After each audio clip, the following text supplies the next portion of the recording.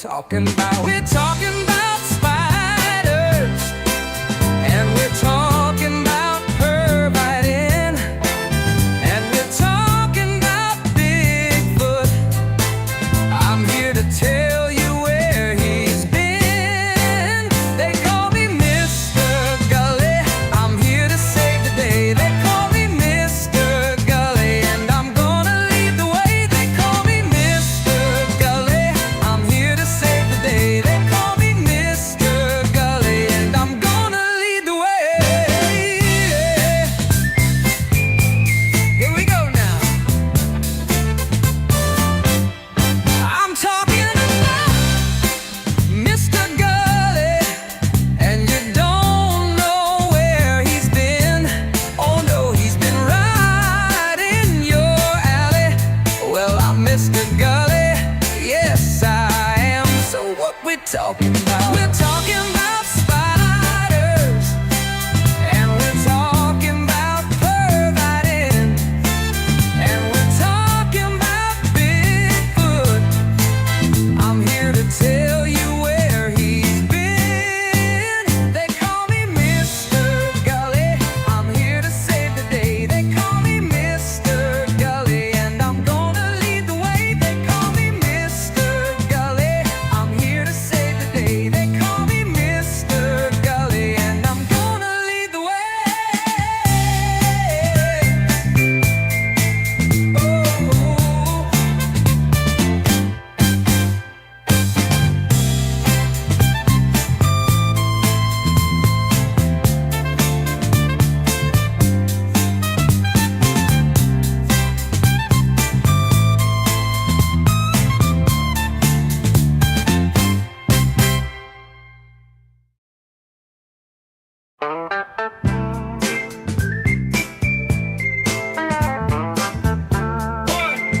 One, two, three, four.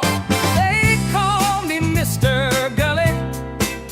I've got something for your ear.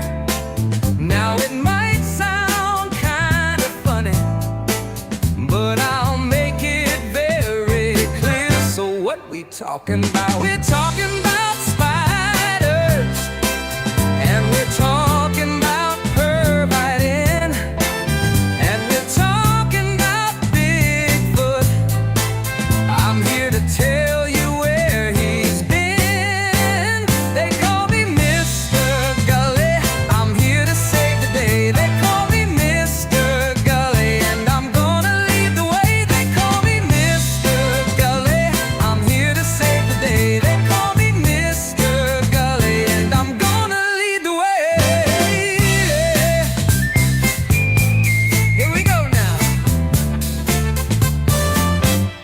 I'm talking about Mr. Gulley, and you don't know where he's been.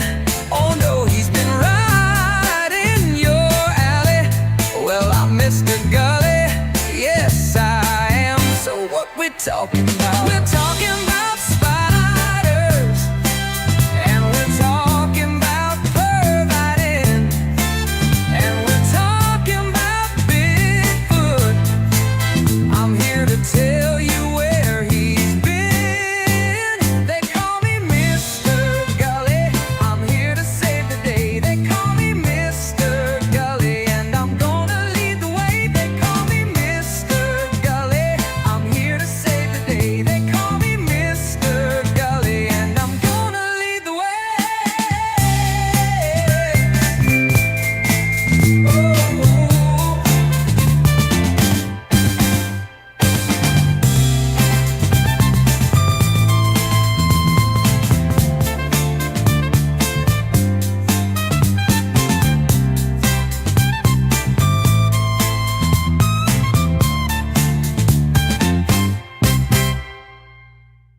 Hey everybody, what's going on? What's hot? What's hip? What's happening? What is shaking on your Tuesday? Hope you're having a great one. Let me tell you about Rodney Dangerfield. I'm going to tell you all the details. We got a few things to get to first, however.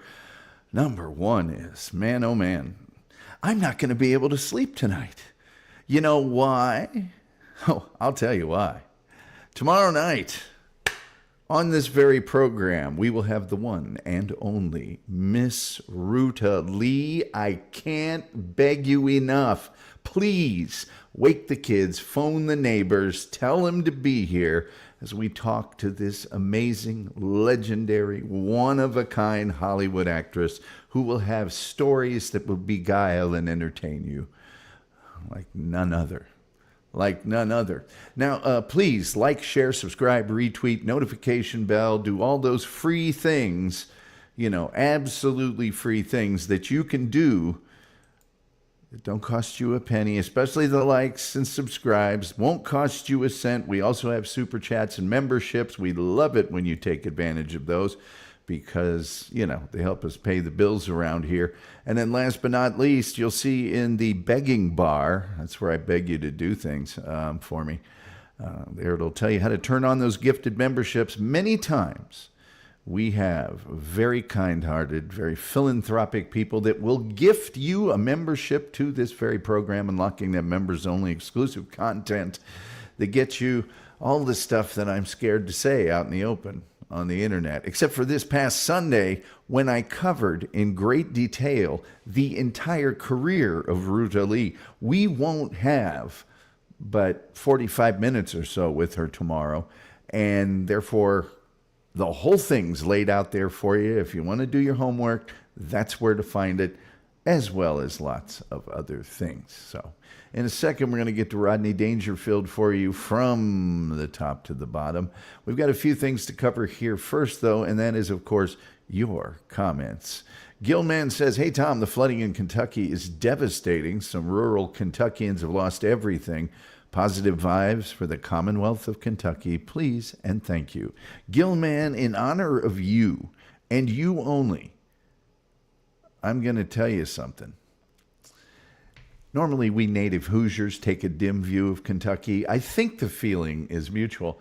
But in this instance, I'm going to wave all that off to the side, as I'm sure all Hoosiers would in this time of need for the state of Kentucky. And I hope that all of you have the peace and the strength to get through that very, very devastating situation, as well as any people on the other side of the Ohio River that happen to be Hoosiers might be experiencing right now.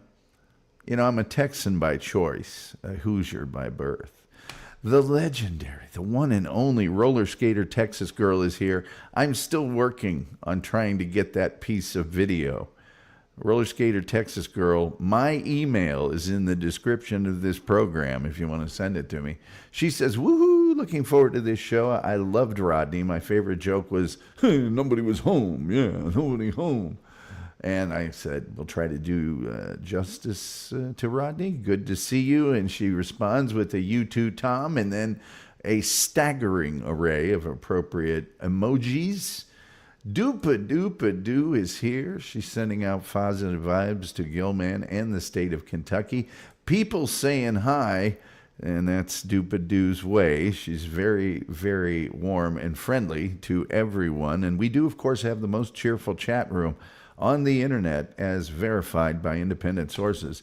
Dupe also says hi to me and the rest of the chat. She's getting it right back. There's our guy from the Quad Cities, Tyler Schollenberger. So Rodney Dangerfield is actually going to get some respect around here today. Oh, he'll get more than respect. He'll get worship and admiration. And it's about time. And people are agreeing. Tyler said he got some Dots pretzels today. I'm telling you what right now, Dots pretzels, you can't find a better pretzel. I'd stake my name on it. Hard pretzel. The soft pretzels, look, it's an entirely different conversation, okay? Let's not get it twisted. I hate how this microphone disappears on this particular set. Anyway, Doc says, the Doctorn is here, our resident Cajun. He says, side effects of the Tom Gulley Show include, but are not limited to, sudden laughing, desire for brisket, super chatting, sudden typos, and paganism. I sign off on all that, but the paganism. And, Doc, it is interesting that you mentioned that. I went over to the Tom Thumb today. I only needed this is the truth. Bread and butter. That's all I needed. I need butter because I make a lot of baked potatoes around here. And without butter, why are you even firing up the stove? So, and I needed some bread because I like a sandwich. I'm known for liking a sandwich. And I had to go by the deli section. And I got what they call the Texas brisket sandwich. Here's what that is. It's like a French bread type of bread. Only there's Asiago cheese and little pieces of jalapeno pepper kind of baked into it. All right. And then there's barbecued brisket. There's red onion. There's pickles. And then there's cheddar cheese. And they include in the thing some mayo. And so you throw it in the oven about 7 minutes at 300. And then you put the mayo on it. And then, well, then you're in heaven. Then you're in heaven. Dupa says 45 minutes is gracious. Can't wait. She is, if nothing else, incredibly gracious. And, oh, by the way, one of you people, if not more, at the end of this program are going to get your chance to be with me on screen because I want to take a test run of making sure that we don't have any echo or anything tomorrow night. I know the one time we did, so I want to double check all my settings because it's Ruta Lee. I watched so much Ruta Lee last night and today. I watched episodes of shows, The Whirlybirds. Go try to find The Whirlybirds, that helicopter action adventure show from way back. Try to find that. I got the one with Ruta Lee on it. Yeah, and I watched it today, as well as a bunch of other things. As a matter of fact, one of the shows that I watched today was one that I had never seen. And I've seen most of Bonanza. And she was spectacular in it. Not just a pretty face. It was an episode called A Woman Lost. And she played a woman who had suffered a great tragedy and become an alcoholic. And of course, Papa Cartwright swoops in and tries to get her straight. And it's even more wonderful after that. But that's what I've been doing today. So anyway, there we go. People saying hi. Roller Skater Texas Girl says she's going to send me that video. Oh, mama. We won't be shown tomorrow, but right after that it will. I can tell you something else, too. I asked SG Fanboy, and I felt so guilty asking him. I found a picture of Ruta Lee on Mannix with Mike, Connors. And I said, could you put my face on his face? And so he sent me back today a photo with the note, the software wouldn't let me put your face on his face, but it did allow me to put your face on her face. And I can't show that to you until the day after tomorrow. But when you see it, you will laugh. And you will laugh very, very hard. Extremely hard. And it will become one of the photos that we show on this program all the time that makes fun of me. Doc says, red onion, typical Texans. Terry Nee's saying hi to the room. He's very popular, Terry Nee. He's quite popular. People saying hi. Doc says, I nominate Texas Girl to join you on screen. Well, she can. Now, Texas Girl, I've never seen her on screen before. I don't know that she does that. By the way, you can be on screen with me, and I'll explain this later. You can be on screen with me without turning on your camera. You can just talk. And I need someone to do that desperately. I want to make sure that it sounds right. Doc has seconded that nomination. Terry D getting more plaudits. And Doopadoo says, I'm sure it made SG Fanboy happy. Yes, I'm sure it did. Yes, he was apologizing, and I felt guilty for even asking him. But I'm pulling out all the stops here, kids. It's Ruta Lee tomorrow. So, anyway, she's just so good in everything. So good.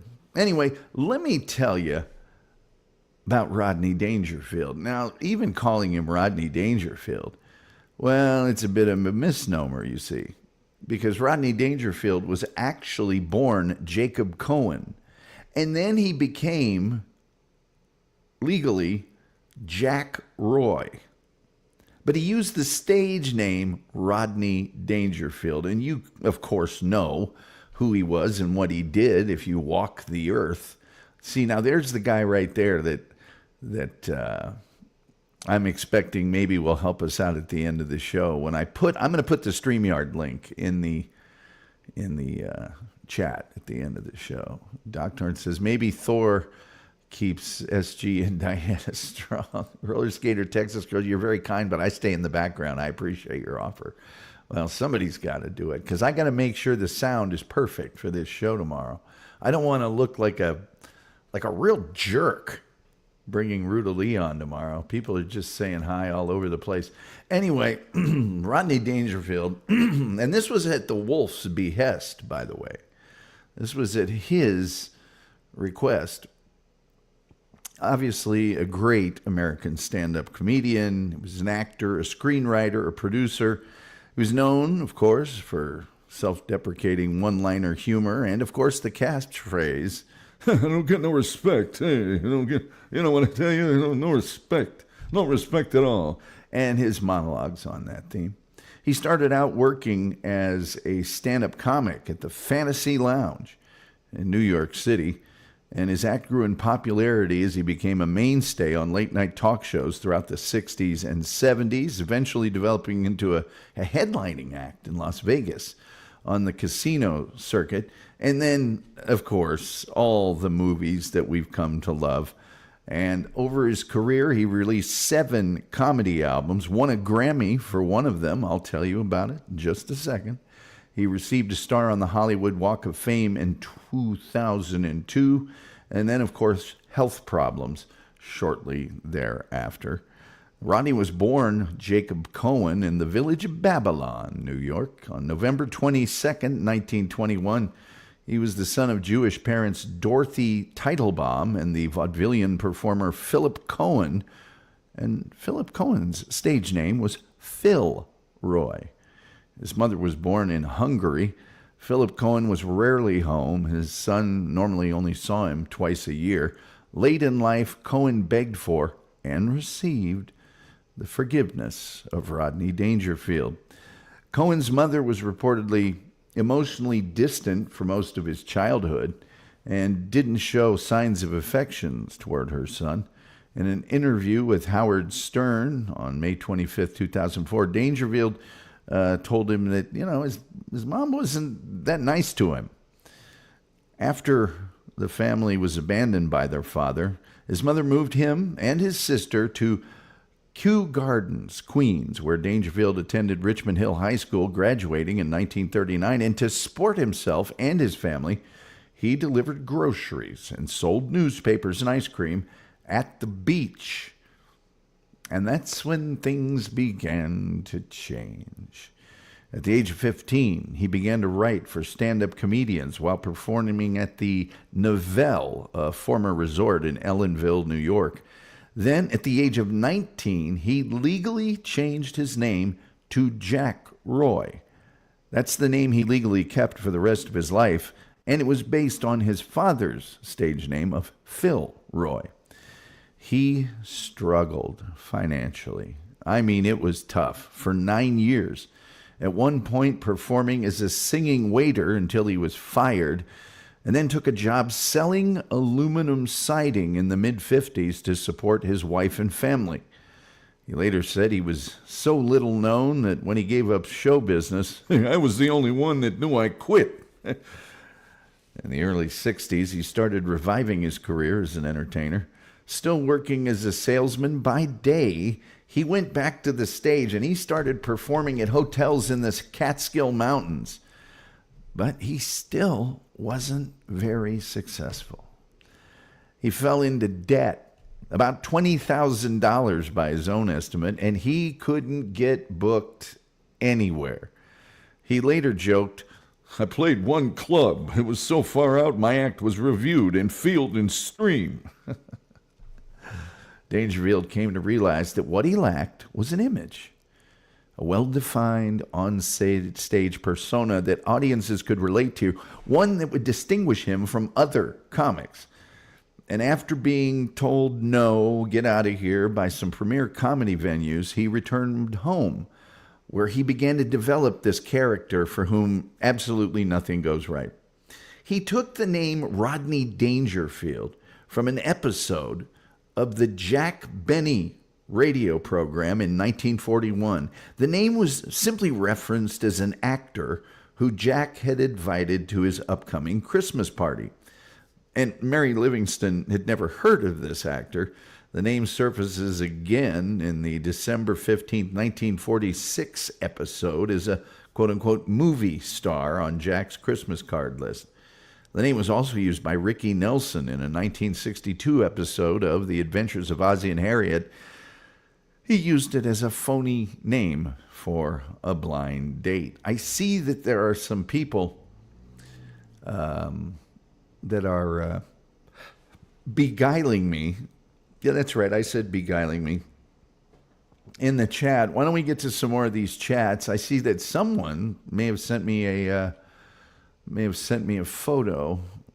Just so you guys know, unless you send me these photos like the day before, I'm not likely to get to it. Anyway, let's see here. Let's get back to where we were before. The Wolf's here. He says hello to everybody. This show's for you, Wolf. Let's see. People saying hi. People saying hi. People saying hi. We do have the most cheerful chat room on the internet, as verified by independent sources. Megabit Banshee says H2BH. That means happy to be here. It is the friendly rejoinder of the members of the Pod Awful Cult. Please go to the Pod Awful Cult and give them $1. I don't know how you do that, but they want $1. Speaking of dollars, Doc Torn is again so generous. And he says, respect to a great stand-up comedian. Well, thank you, Doc. Oh, Rodney Dangerfield. I'm sorry. I thought you were talking about. You're not going to get the point. You're going to get something much better. That is the image of Ruta Lee. How about that? Bet you didn't think you were going to get something that good when you woke up this morning, did you? Anyway, Doc Torn, you are so generous to this program, and we appreciate you, and we appreciate your Cajunness. Hey, please like and subscribe and share, especially the subscribes and shares. I really, really would appreciate those. They help us out with the algorithm, the almighty, all-powerful, all-seeing algorithm. Please do that. That would be nice. We'd like that. Roller Skater Texas Girl said, that's crazy. I heard some of the Stern interview. Megabit Banshee says, isn't that all Jewish mothers? I can't speak for. Tim Jenkinson says, Kew Gardens. It's really interesting how many American places names come from English names. It really is. You have Jersey, we have New Jersey. There you go. Tim Jenkinson, two things real quickly. Side note, kids. Number one, I told you about Goodison Park and Arsenal, didn't I? Three things. Lewis Skelly, we got to bench that guy. That was the softest penalty I have seen in the EPL this year. Number three, Timmy baby, how about Arsenal today against Real Madrid? How about that? Now, I say that knowing we'll screw it up when we go to the Bernabeu or whatever. We'll screw it up. No, that's not Real Madrid. Anyway, when we go to their place, we'll screw that up. But Declan Rice, how about that, man? How about that? Tyler Schollenberger says, my dad took me to see George Carlin live once before George passed away. It was an amazing show and one of the best stand-up routines I've seen live. Well, then you'll enjoy the show that we did, Tyler, on George Carlin just 3 weeks ago. Metal Maiden Vicky says, good evening, Tom and all. Metal Maiden Vicky's rented lips. Metal Maiden Vicky's Metal Euphoria can be heard on Saturdays from 3 p.m. to 8 p.m. Eastern Time at SonicAsylumRadio.com. And Sonic Asylum Radio's Facebook page is one of the many places that this program streams. And we love them. Doc says, my stage name is Phil McCracken. Metal Maiden Vicky says, hey, Tom, I sent you a Rodney pic. Not sure if you got it or not. Let's find out, shall we? This is just the kind of live stuff we can do here on the Tom Gulley Show, on the fly. Normally wouldn't do this, but it's Metal Maiden Vicky, so let me see here. Where did you send it, by the way? Did you do it on Facebook? Let me see here. Oh, there we are. There's my inbox right there. Come on now, be good to Daddy. All right. Be good to Daddy, come on. It's loading from my personal collection, it says. Come on, load up. Not sure if you saw these. I don't, okay, there's the Rappin' Rodney cover. That's just attach both the original and the converted JPEG. Well, what the heck? You sent it. I might as well go ahead. And that's a forward. That's a download. I might as well go ahead and throw it on in here since it's Metal Maiden Vicky. And I took the time to stop down. I will grab that when it's appropriate. How about? Let me see here. Yeah, I'll grab that when we reach that point of the show. But thank you, and I will show it here in just a second. People saying hi. People saying hi. People saying hi. People saying hi. John Naylor, that is the one and only Johnny Seattle. He's here. Says, I love you, Tom. Love you right back, big fella. Let's see here. People saying hi. People saying hi. People saying hi. Tim Jenkinson. He's British. He says, how is everyone today? Yes, I'm amazed Everton got a draw. Me too. Tim Jenkinson says it will end up 6-3 to Real Madrid. For those of you who don't know, in the Champions League, until you get to the final match, maybe the semis too, I can't remember. Anyway, in the quarterfinal stages where we are now, you play home and away. You play 2 matches. And the team that wins on aggregate, they add the scores of both games up. If they're tied, they go to penalties. But we won 3-0 at home. And so next week, we will go to their place and play the second half of that. Now, most often you would think with a 3-goal lead, you'd be a cinch to go through. But there's 2 things at play. Real Madrid are the defending champions of Europe, and they are incredible, and they just have a way in the Champions League of getting it done. And 2, it's Arsenal. They will do anything they can to break my precious little heart. People saying hi. Let's see here. I got you. Metal Maiden Vicky says, just some Rodney nostalgia. Thank you, Tom. And Tim Jenkins says, oh, wow, it'll probably be PSG next, then Inter or Barcelona. Yeah, it's whoever wins between Villa and PSG. And frankly, I'd rather play PSG than Villa because Villa has our number. They not worth getting your hopes up. Well, they've done this to me before. We don't even have a striker. I don't even know why we're playing. Anyway, where was I? Oh, yes. Sorry.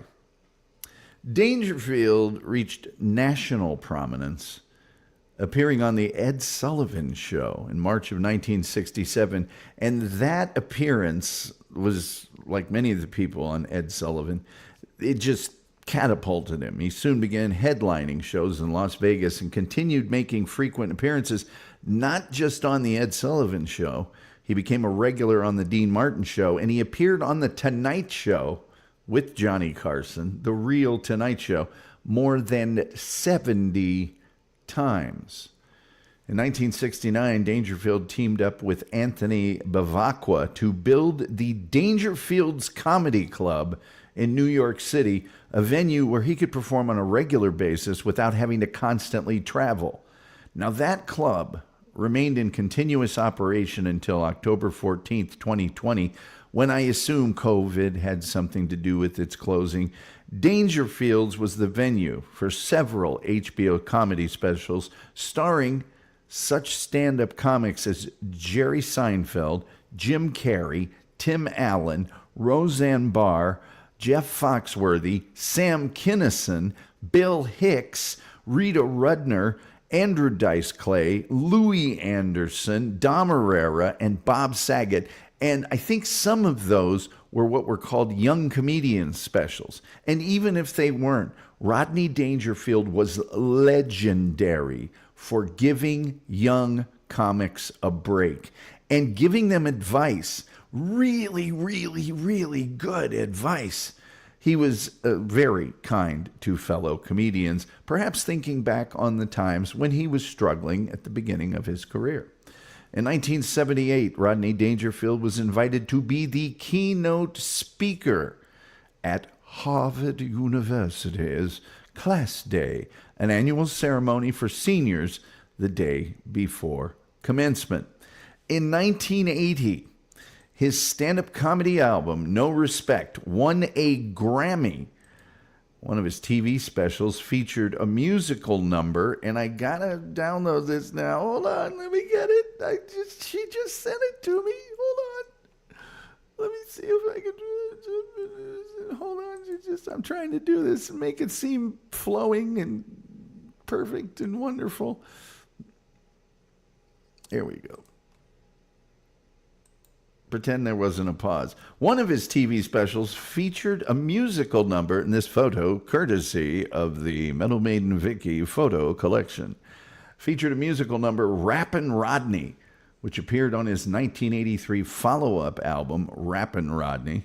In 1983, the Rappin' Rodney single became one of the first Hot 100 rap records, and the associated video was an early MTV hit.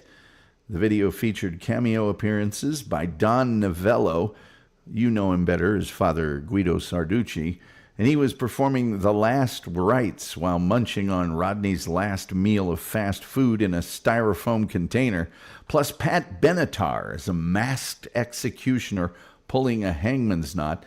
The two appear in a dream sequence wherein Dangerfield is condemned to die and does not get any respect in heaven, as the gates close without him being permitted to enter. There you are.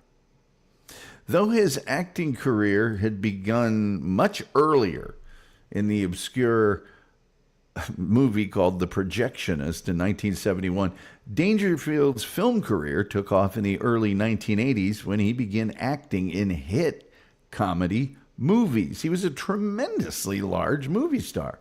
One of Dangerfield's most memorable performances was in the 1980 golf comedy Caddyshack. Yes, Caddyshack, in which he plays an obnoxious nouveau riche property developer who is a guest at the country club, where he clashes with the uptight judge Elihu Smales, played by Ted Knight. His role was originally much smaller, but he and fellow cast members Chevy Chase and Bill Murray were so good at improv, their roles got bigger and bigger during filming, much to the chagrin of some of their castmates. Initial reviews of Caddyshack praised Dangerfield's standout performance among this very wild cast. Of course, the film today, it wasn't received that well at the time, but today it is considered a comedy masterpiece. Now, that appearance in Caddyshack led to starring roles in movies like Easy Money, where he's actually sort of put on a dare by his mother-in-law that he can't quit smoking and drinking and gambling, and if he does all those things, he gets this big reward. And my favorite by far, Rodney Dangerfield movie, which is, of course, Back to School. And he also served as a co-writer on that one.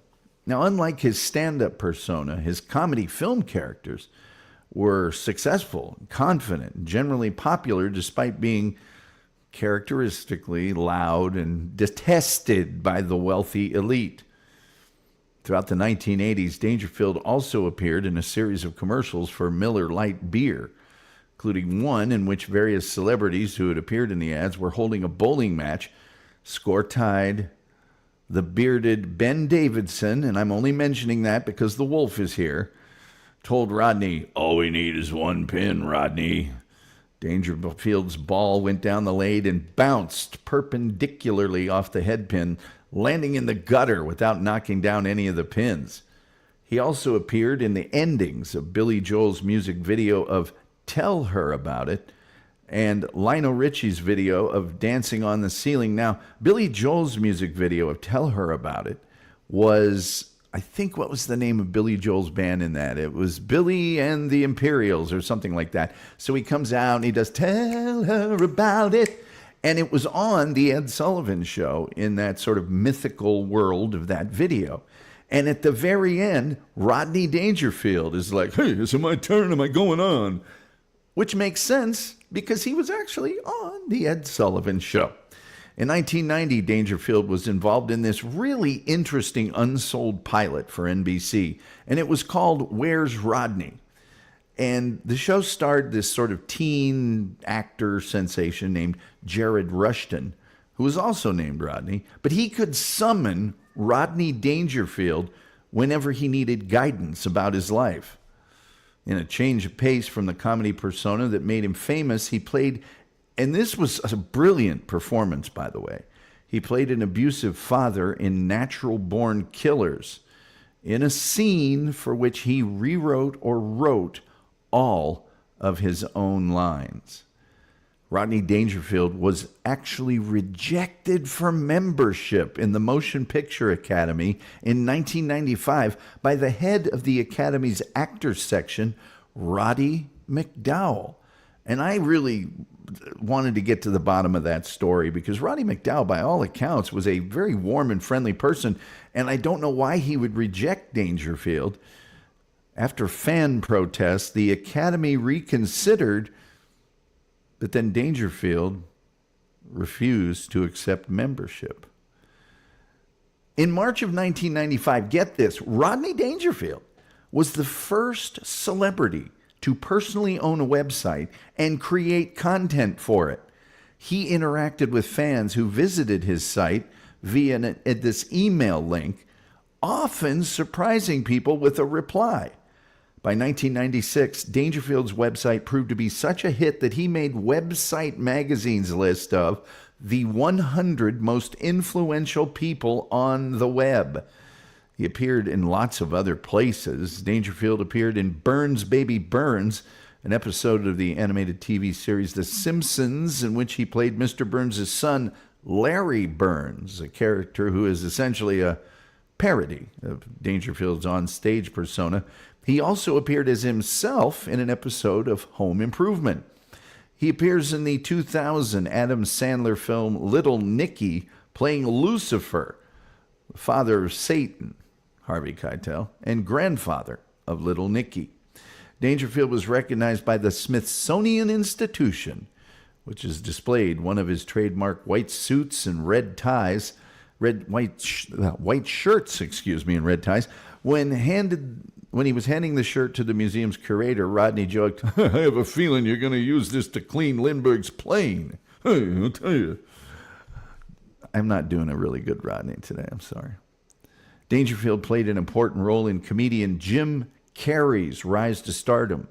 In the 80s, after watching Carrey perform at the Comedy Store in Los Angeles, Rodney signed Carrey to open for Dangerfield's Las Vegas show.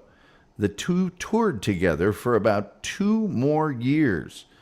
When Dangerfield celebrated his 80th birthday on The Tonight Show with Jay Leno in November of 2001, Carrey made a surprise appearance to thank Dangerfield for his years and years of support. What do you think about all that, kids? Dangerfield was married twice to the same woman, Joyce Indig, a singer. Uh-oh. Hear it? Oh, it's quiet now. Never mind. It's Ice Cream Guy again.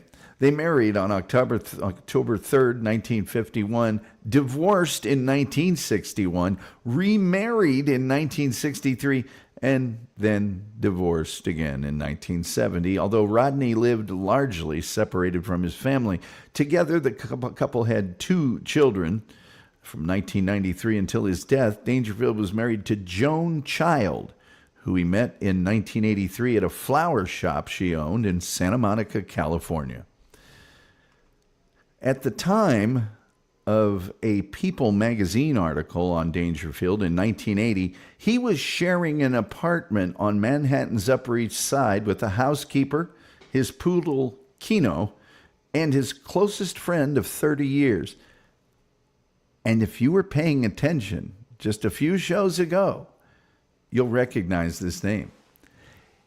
His closest friend of 30 years was a comedian by the name of Joe Ansis, who was a major influence on Lenny Bruce and whom Rodney Dangerfield called the funniest man in the world. Ansis was also a friend of and major influence, as I mentioned, to Lenny Bruce. Ansis, who Roseanne Barr described as too psychologically damaged to be able to live in a germ-infested world on his own, lived with Dangerfield until his death, Ansis's death in 2001. Dangerfield resented being confused with his onstage persona, did not like it. His wife Joan described him as classy, gentlemanly, sensitive, and intelligent, and lots of people described him that way, even though he was often treated like the loser he played, which he documented in his 2004 autobiography. "It's not easy being me, a lifetime of no respect, but plenty of sex and drugs." In his autobiography, he also discussed being a marijuana smoker. The book's original title was My Love Affair with Marijuana. Although Jewish, Dangerfield referred to himself as an atheist about 4 months before his death in an interview on the Howard Stern Show. He added during the interview that he was a logical atheist, adding, "We're gorillas. Does a gorilla come back?" In the same interview, he lamented that he suffered greatly for being a perfectionist. He also said, "My mother never hugged me, kissed me, nothing, okay? Other kids would go to sleep listening to a fairy tale. I went to sleep with a fight downstairs, listening to a guy yelling, 'Enough, enough.'" On November 22nd, 2001, which was his 80th birthday, Dangerfield suffered a mild stroke while doing stand-up on The Tonight Show. While Dangerfield was performing, Jay Leno actually noticed something was wrong with Dangerfield's movements and asked his producer to call the paramedics. During Dangerfield's hospital stay, the staff were extremely upset that he smoked marijuana in his hospital room. Dangerfield returned to The Tonight Show a year later, performing on his 81st birthday. On April 8, 2003, Dangerfield underwent brain surgery to improve blood flow in preparation for heart valve replacement surgery on a later date. The heart surgery took place on August 24, 2004. Upon entering the University of California, Los Angeles Medical Center, he uttered another characteristic one-liner when asked how long he would be hospitalized. He said, "If all goes well, about a week. If not, about an hour and a half." Sadly, Dangerfield died on October 5th, 2004. He's buried in the Westwood Village Memorial Park Cemetery in Los Angeles. On the day of his death, the randomly selected joke of the day on his website happened to be, "I tell you, I get no respect from anyone. I bought a cemetery plot. The guy said, 'There goes the neighborhood.'"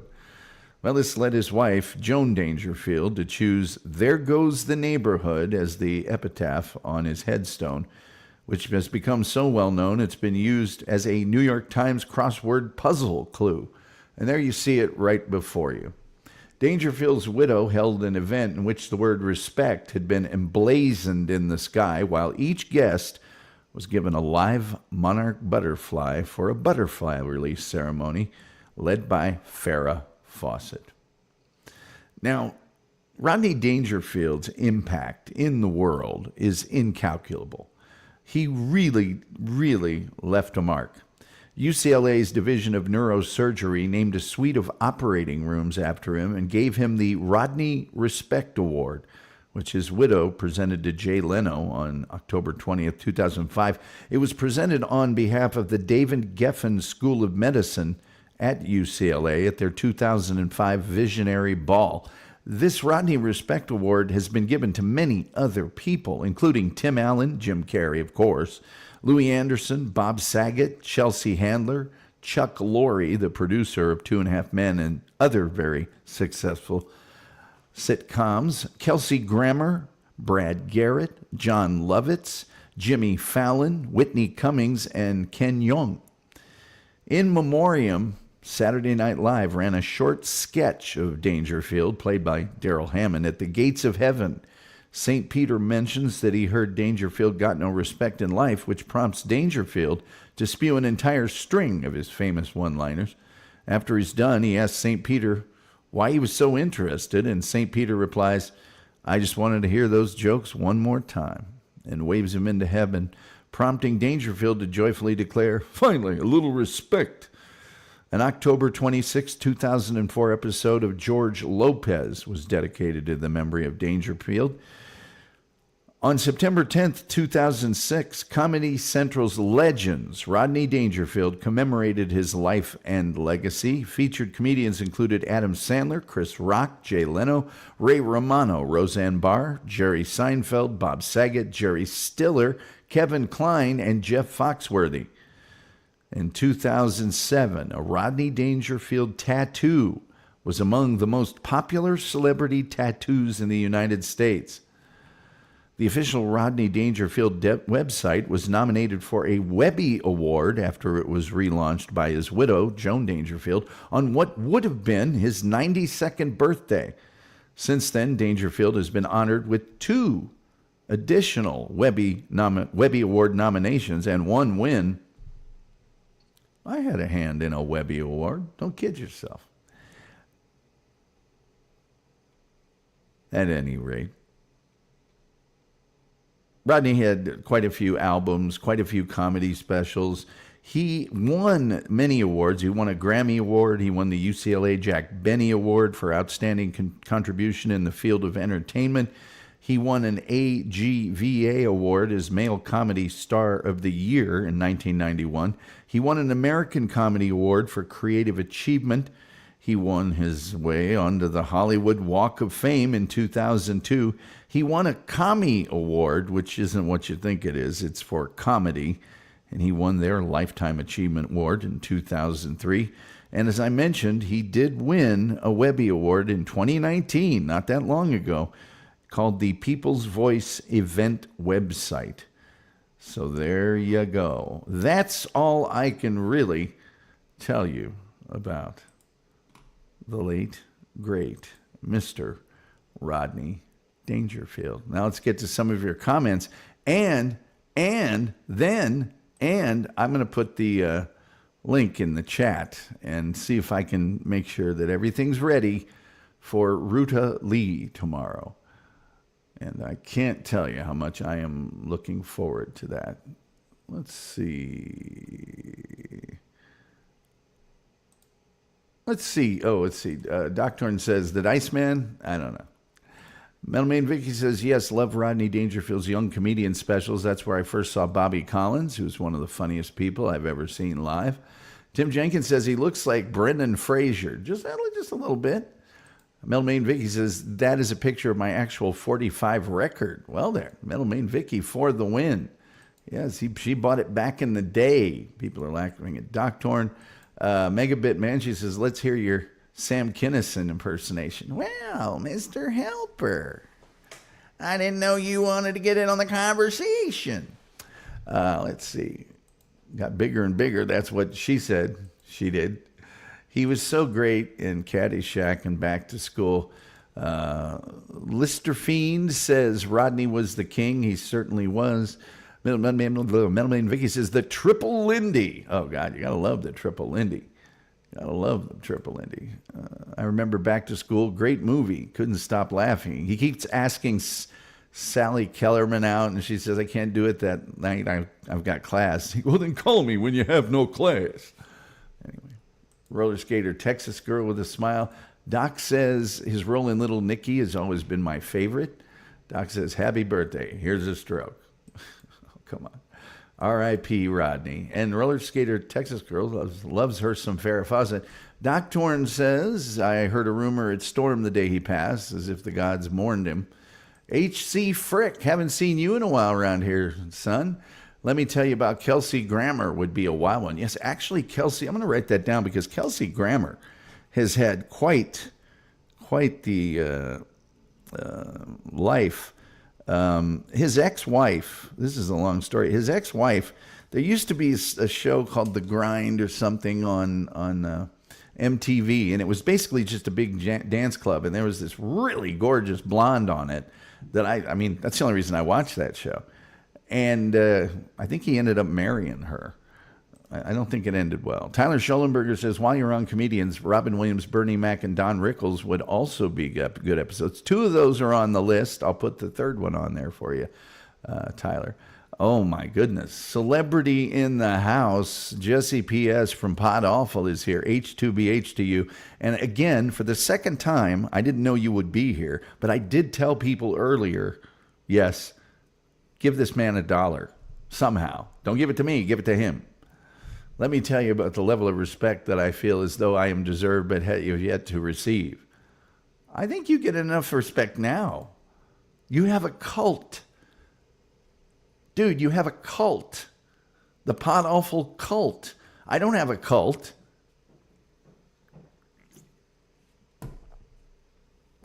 I don't even have these fine people. I can't even drink Mountain Dew Zero. Tim Jenkinson says they hand out too many awards to actors. That might be true. Kelsey, yes, a good one. He's got some tragedy in his life, too. Julian Caesar says, and you're correct. Pod Awful says, something I won't put on the screen. For the love of Mike, did you think I was going to put that on the screen? For crying out loud. I can't. This is a family show. This is a family show. Although, I can tell you this, I'm about to put the link to my StreamYard. Oh, not true, Tom. We are the cult of Gulley. I don't know that you guys are the cult of Gulley. I don't think nobody wants to be that. MTV dancer. Kamel Grammer, is that her name? Tyler Schollenberger says, have you ever done a Chris Farley episode? I have not. There's another one. I'll just write it down. I can do Chris Farley. I'm getting really entertainment-y. It's tough for me because I got so many entertainment ones, and they actually do really well as far as viewership. But I just have to keep doing the Liberty ship type level stuff. What was I going to say? Yeah, let's see. Gully Gang, and we wear leather jackets. It's funny. All right, against my better judgment, I'm going to go ahead and I'm going to put the link in here. I hope it's different tomorrow. Let's see.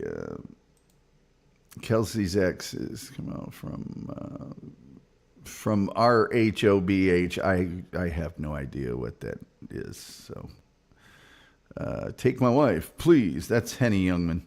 All right, here's the link to my StreamYard. Now, I can only pull one of you up here at a time. And that's all I'll pull up here at a time. Don't you know? But I got to make sure this thing works without echo. Oh, Real Housewives of Beverly Hills. Okay, that's a show I've never watched once in my life, so that's why I didn't know the abbreviation. Sorry, skater Texas girl Tyler Schollenberger. It just popped in my head because I was watching Tommy Boy earlier. All right, here's the StreamYard link. Get in while you can. There you go. Roller skater Texas girl is laughing. I nominate Dupa, says Docs. Dupa will not take advantage of this. I guarantee you. She won't. She will not. She will not. Okay, just as I suspected. I knew one person would. You guys are going to have to tell me if there's any echo or anything like that. There's Pod Awful, who refuses to appear on camera on this program. Hello. Hi, Tom. How you doing today? Can you hear me okay? I can hear you fine. I just need to make sure there's no echo on the actual... Echo! Folks out there, is there an echo on this at all? Stop it. You are such... You beguile me, sir. Are you sure there's no echo? You got to make sure this is okay for Ruta Lee.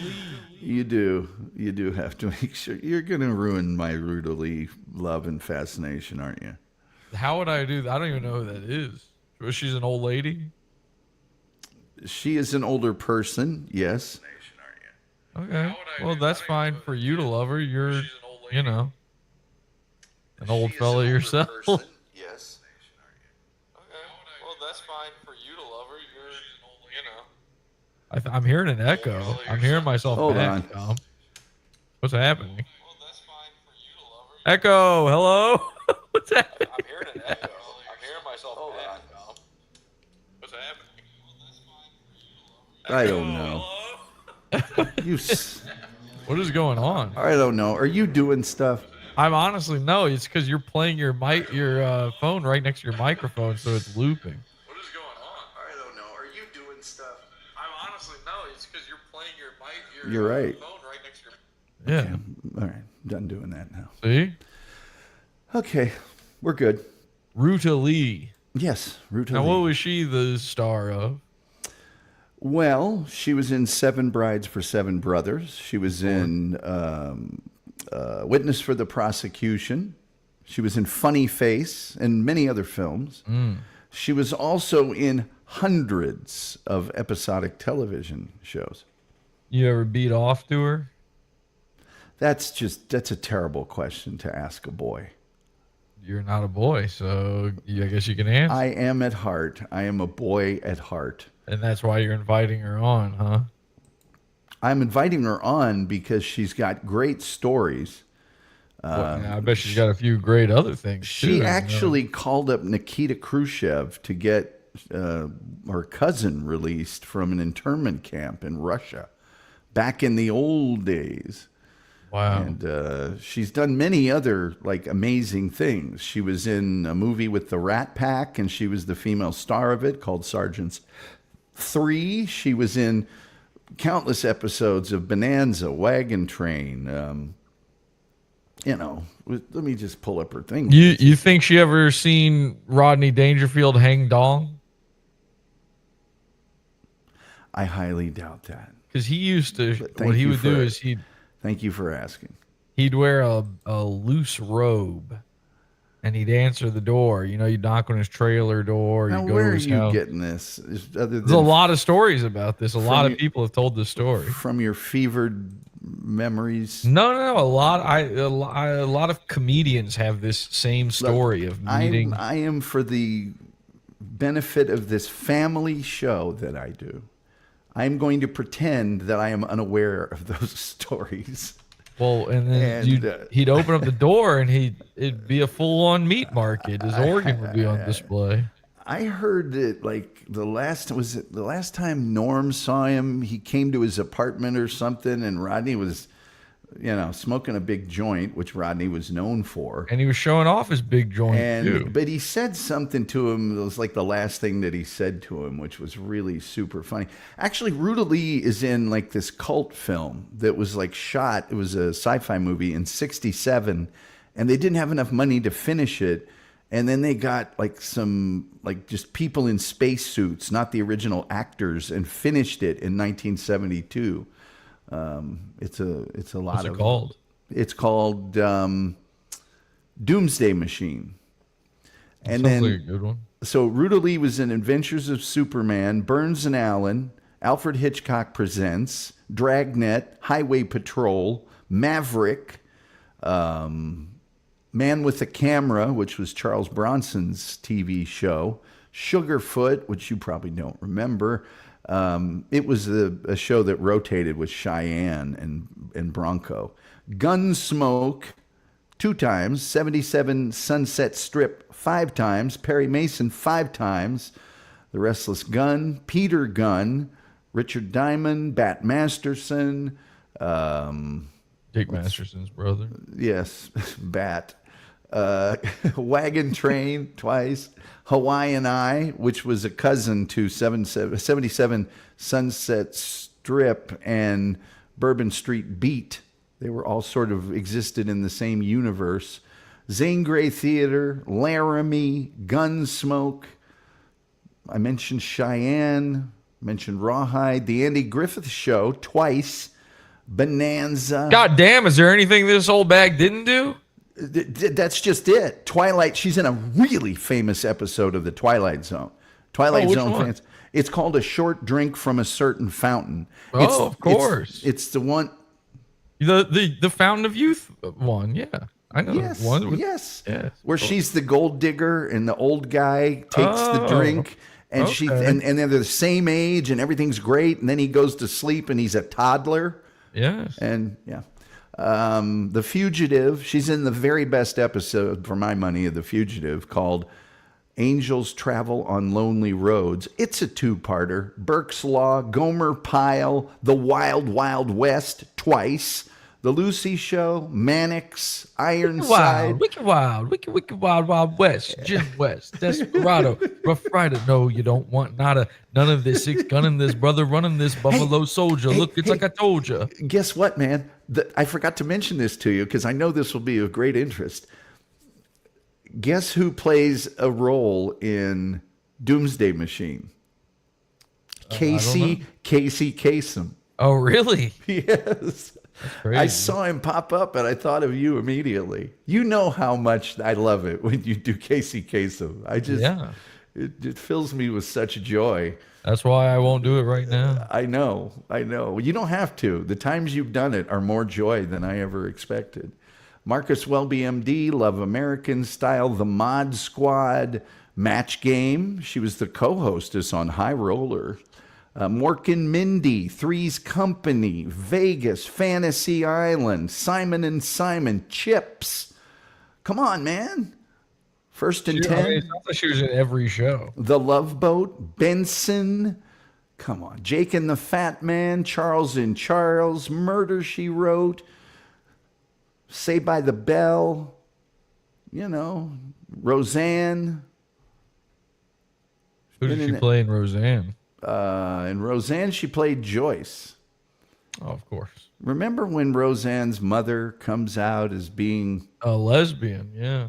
Well, she was Roseanne's mom's lesbianic partner. That would be correct. Wow. Yes. Wow, she's ahead of her time.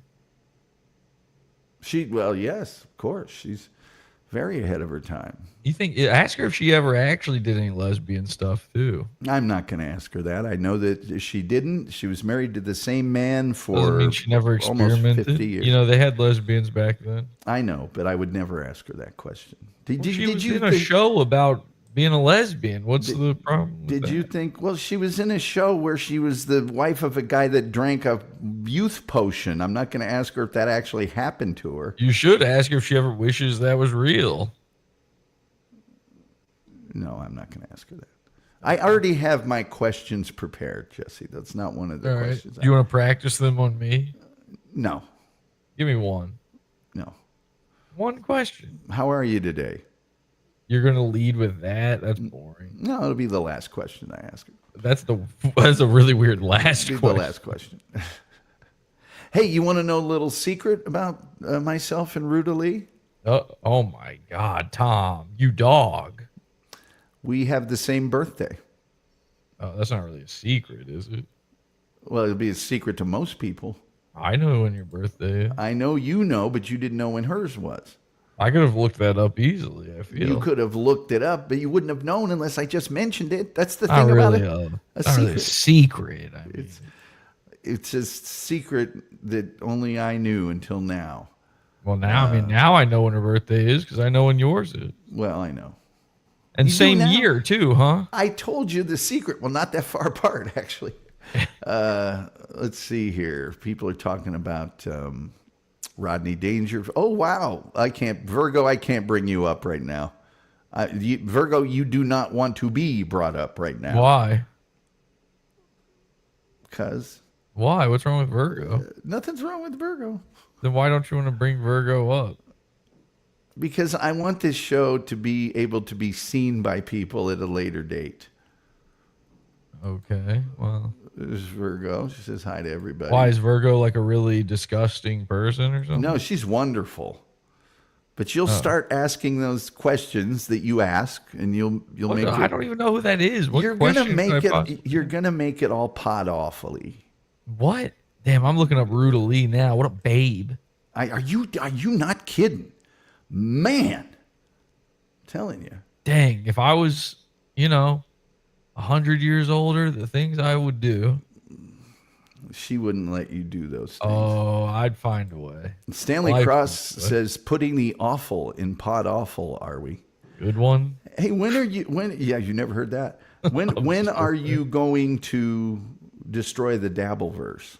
I've been waiting for that. It seems to be happening. Kevin Brennan subscribed to me. I got Bob Levy was talking about me today on his stream. Really?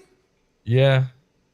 I tried to get that worked out, but I think I'm getting there. It's slow but sure. I think mostly I just got to wait for, the top guys to die off, which I assume will be soon since they're all, not everybody's Ruta Lee. Let's just put it that way. And then, I think, the Dabbleverse will be gone forever. Ruta Lee was best friends with Debbie Reynolds, and they started a group called the Thalians that has helped. It's a charitable organization that's existed for over 50 years. They do wonderful work. What do they do? They, I think, currently are focusing on veterans, helping out veterans. So Doc Torn is trying to impress Virgo with his 6 foot, 230 pounds of pure bull spring. Debbie Reynolds, isn't that sad? She died the day after her daughter. I know it. Isn't that crazy? Lucas Malago, he's one of your folks, I think, and he always retweets and likes my Twitter postings about when my show's coming out. Something you've never done. I think am I following you? Did you block me or something? Because I swear I've never seen a tweet from you ever. I'm following you. Yeah, I am following you. You are following me. I never see your tweets ever. I think you've got banner blindness for my tweets. No, I promise. I really do. If I saw them, I would share them. I don't think big ragheads. Oh, come on, Victor. We don't talk like that on this show. Remember that show? Ask her if she wants a joint birthday party. Yeah, I should. She's going to be performing at the El Portal Theater in North Hollywood on her birthday and performing a one-woman show. Wow. She sold out 4 shows at the El Portal Theater just at the end of March. 4 sold-out shows. Wow. 2 on Saturday. And she'll be 90, right? She will be 90 years of age. Wow. Yep. That's crazy. Yep. Stanley Cross saying hi to everybody in the chat. And no echo. So we're doing great here tonight. This really is the best of all possible worlds. You want me to bring Virgo up? Yeah, bring Virgo up. Okay, let's get Virgo up here with us. Hello, Virgo. Virgo, let me introduce you to. I'm going to unmute your mic. Oh, you muted yourself. Virgo, you got to. There you go. Virgo, let me introduce you to the legendary Jesse P.S. of the noted internet program Pod Awful. Hi, Virgo. Oh, please. I'm not worthy to meet Virgo. Are you kidding? The Virgo? Hey, Jesse. How are you? I'm good. How are you? I'm wonderful. And have you been a fan of Tom's for a long time? Well, I met Tom fairly recently, but yes, I am a fan of Tom. What's your favorite part about Tom, other than his handsome, good looks? Stop it. Oh, other than his stunningly handsome good looks. Tom is a funny guy. And we crack it up all the time. Right, Tom? Yes, we do. We really do. And How'd Jesse, you guys meet? We met on the Urban Landlord channel. Urban landlord. Okay, I'm not familiar with that, but Yes. And You should there, come check us out. Virgo, be careful now. what? What do you? What do you guys do? What do you talk about being a landlord, or what do you do? The Urban Landlord channel talks about a variety of topics, many of which, revolve around black culture and politics and lifestyle. I would say, is that fair, Virgo? That is pretty fair. Yes. Okay, but are you a landlord or? No, the owner of the channel is a landlord. Oh, okay. And by the by, they have an open link to most of their shows. So you're saying I should join in sometime? Talk about Jesse, I have learned that I will never tell you what you should or shouldn't do. If I could share my own, urban struggle experience. You can. And if I tell you to not do something, you will do it to the exclusion of all else. There's so many things that I feel like saying, could you maybe just do me this favor and do this one thing? And I know if I do that I will, suffer torture. No, that's ridiculous. Tom. Virgo, you ever hear about Rodney Dangerfield hanging out his meat market and showing it off to everybody? Come on. And by the way, Virgo, Oh, no. when Jesse is on the show, he tends to take it over. What he would do is, he'd show off. It was basically how the sausage was made when he was wearing a robe. You could see the giblets and everything. We would actually love that. I'm sure Jesse would be very entertaining on Stanley versus the World.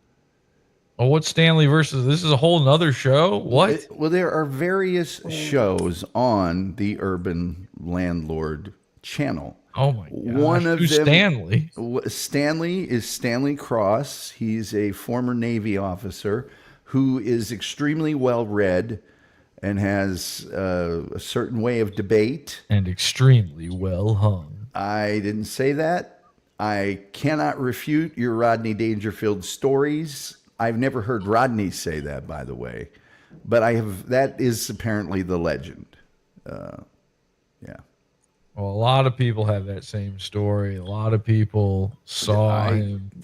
That is true. In his full God's glory, everything on display for everyone to see. And the man had nothing to hide. If you're not going to just give him the respect, he'll demand it from you one way or another. You know what I mean? Roller Skater Texas Girl, I'll look for that video later, and maybe I'll show that on Thursday. Tim Jenkins says maybe you can do Stanley versus the Landlord. No, Stanley and the Landlord go at each other quite a bit. That's an ongoing battle for the most part. But, yeah. Anyway, that's definitely a channel. But Stanley versus the World happens starting at your time. No, wait, you're on the moon. Sorry. That starts at I want to say 3 a.m. Eastern. Oh, okay. Yeah. Why so late? Well, that's Stanley. The station the channel in general is very conservative, and Stanley is not.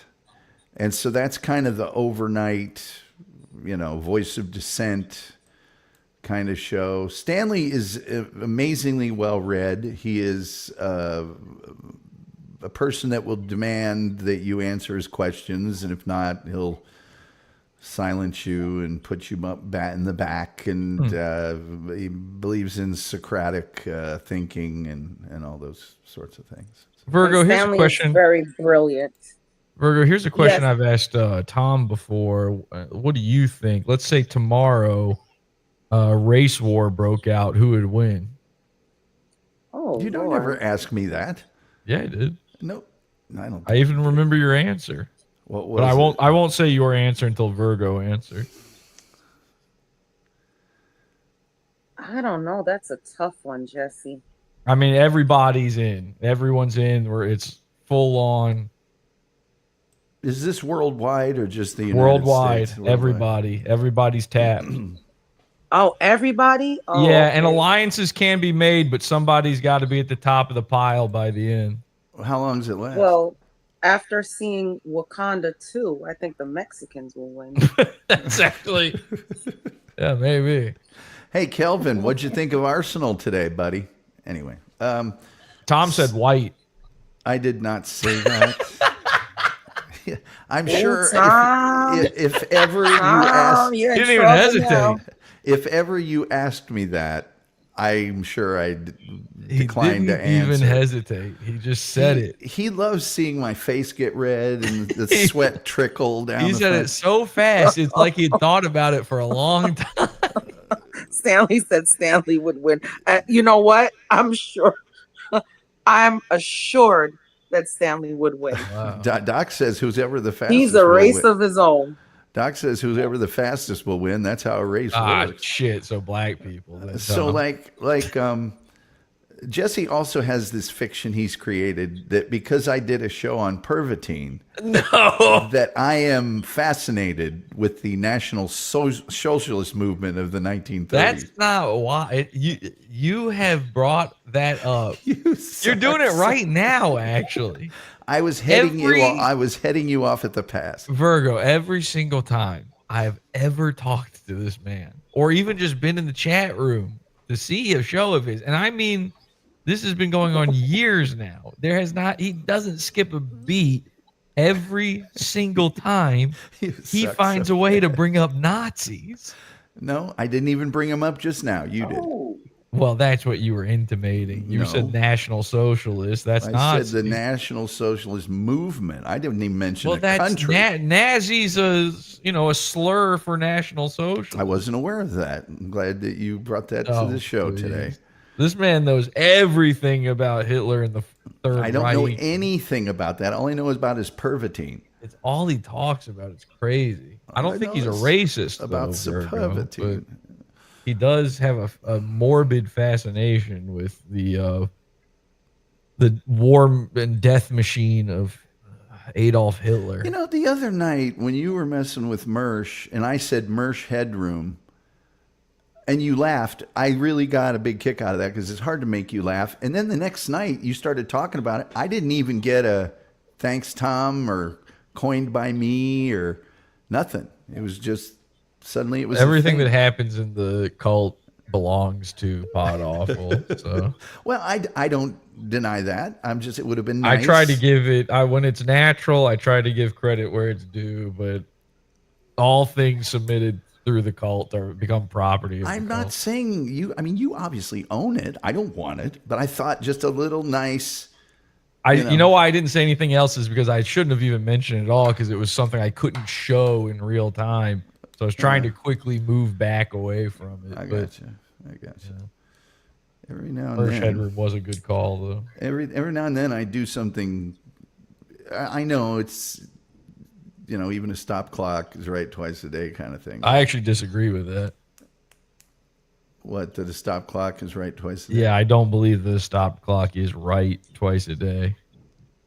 If it's not keeping time, it's not right. It just has the appearance of correct. The clock has to be functional. It has to be functioning in order to actually be right, or it's not a measurement of anything. Yeah, I didn't mean to make it a thing. I was just referring more to the concept of. Yeah, I know what you were referring to, and I reject it. I was just kind of saying, even I am occasionally, do something of worth. I just found an alarmingly large splinter inside my own belly button. Is that bad? Well, I would have to consult the show I did on lint, part of which was belly button lint. Although I don't think that would be considered lint. I think it could eventually become lint. I was trying to remove lint, and then it turned out there was a shard of wood in there. I need to ask you this, Jesse, and pardon me. Okay, would you fart? How the hell did you get a splinter inside of? First of all, are you an innie or outie? I'm an innie. White folks are normally innies. I know black folks a lot have outies, but white folks usually innie. Oh, I'm an innie. You're an But indie too? Okay. yeah, but my gosh, how did you get I don't know. switch? I'm just as mystified and baffled as anyone here. I'm terrified actually. I don't know. It was in there and like I just didn't even notice at all. Virgo, I should mention, you guys would love the Pot Awful world and program.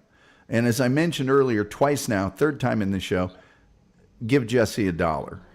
He wants $1 from everybody. He has a tremendously fervent following Oh, who $1 a day for Jesse J. No, just a month. Isn't no, that nice? just a I'm a nice month. guy that way. Yeah, just a month.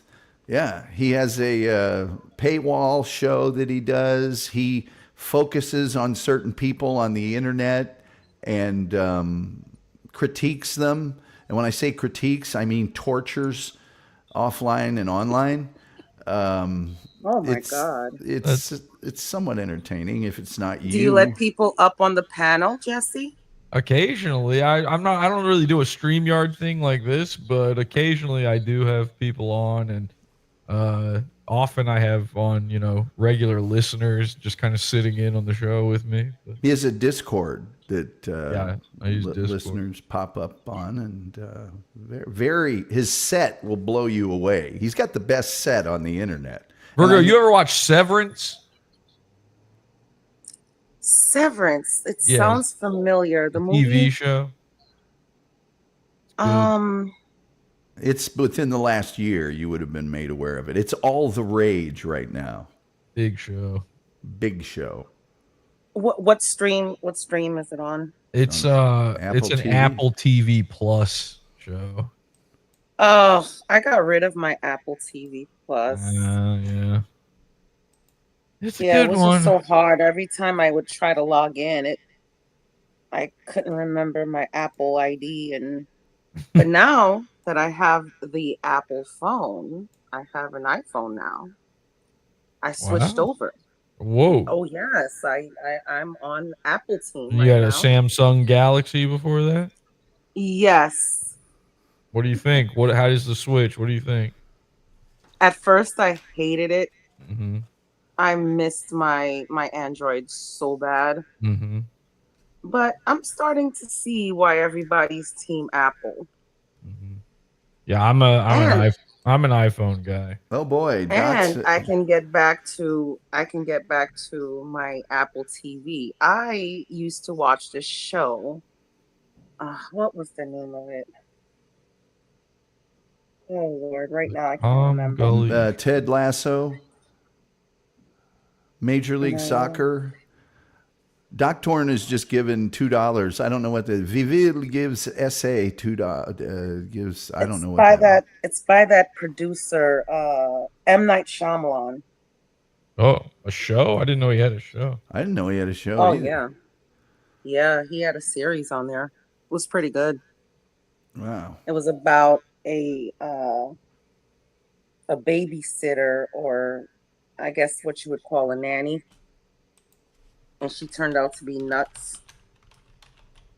Servant? Yeah, there you go. Servant? I just looked it up. Called Servant. Mm-hmm. Yep. I hadn't heard of that. Severance, Servant, Severance, Oprah, Uma. So, Doc, thank you for the $2. The Wolf, Kim Warfield, has also donated $2 and asked, would you like some German chocolate? See, you guys are, what is with you and your audience obsessed with this Germany? It's World the War Pervitine.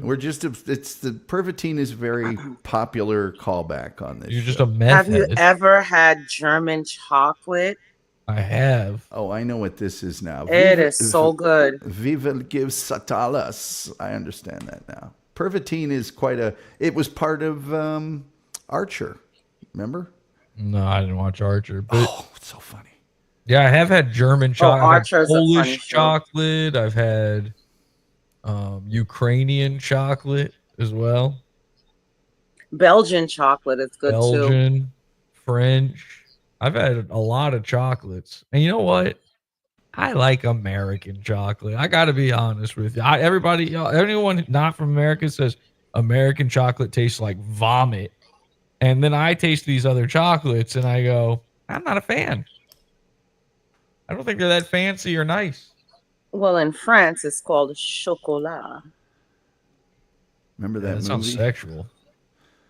Remember that movie, Chocolat? Maybe it's just the way you say it. Chocolat. Let's see, Wolf for the win, yeah. So anyway, well, you guys have been great at helping me test out this for my very special guest tomorrow night. I can't tell you how thrilled I am for this, and it's going to be awesome, and I can't wait. Virgo, you excited for Ruta Lee? Yes, I actually am. What's your favorite Ruta Lee role? Well, I didn't know much about Ruta Lee until Tom said something about her. But you know what? I'm excited to learn about her. Yeah, I'm She excited. sounds like an awesome woman. Tom's been talking this up. I'm excited to see what happens here. Because wasn't there some mix up with her management or something, Tom? There was an email mix-up, yes. But it worked out in everybody's favor because then I got to promote it for a week. So it was no big deal. These things happen, Jesse. You were aware of this. Jesse has people, very famous people on his show. Alex Stein, Milo Yiannopoulos. They're famous. I don't think I'd have them on this show, but they're famous. You should have him on this show. I'll try to. Milo would never do this show. I could get Milo on for you. He would not do this show. He'd do it for me. No, he wouldn't. As a favor. No, he wouldn't. He'd go, no, I looked into his numbers, darling. I'm not doing that. He'd do it. No, he wouldn't. I don't have a lot of people and thank you, watching. Tom, for I heard you early this morning with Stanley, and thank you so much for having Gilligan's Island theme song in my head all day. You're welcome. Which version though? The kind that skips out on the Professor and Marianne, or the one that includes? Oh, the whole theme song. Okay. Because there's the one where it's like, and the rest. Yes, and the rest. And where they it just tosses aside two of the characters. That is awful. I wouldn't want to listen to that. Jesse knows his pop culture pretty well. Not as well, it deep always bothered me as a sided. kid because I'm like, come on, you didn't have time to write a line for. But that wasn't. Oh, there's only for a season or two. I was also a Marianne guy more than a Ginger guy, so I felt like Marianne was getting shafted. I interviewed Don Wells twice. What did you ask him the second time? Really? Don Wells is a female, thank you. And was a female. No longer with us. Why are you laughing at that so hard? I don't know. You just get so much joy torturing me. Sometimes I just say stuff to see what happens. And I just can't believe. I had a posting where you told me no, everybody was piling on with this one phrase, and I said something like, "You're a big fan. You remind me of my grandpa. He was a good old duffer." And you're like, no, you didn't do it right. You're not doing the bit. And I'm like, I think I am doing the bit. I don't even remember what you're talking about. I'm not going to explain it. I can't really hear. I shouldn't have brought it up, but it was a real old guy that was. Oh, there goes Doc with sit back and hear a tale. Yeah, dust. Don Wells, rest in peace. Don Wells, nicest, super nice lady. Yvonne Craig, Batgirl. You don't hear it, Tom, but you pronounce Dawn as Don, like a guy's name. Dawn. That's why I said he. Dawn. Yeah. Dawn. Yeah, you say Don. Don. Well, he's from up north like me, so he's got that twang in his voice. Don Wells. Don Wells. Don Wells just sounds like a guy who's like, a contractor or something. Maybe he's a roofer. You want me to say Dawn? Dawn. Yeah. D-A-W-N. Yeah, Dawn.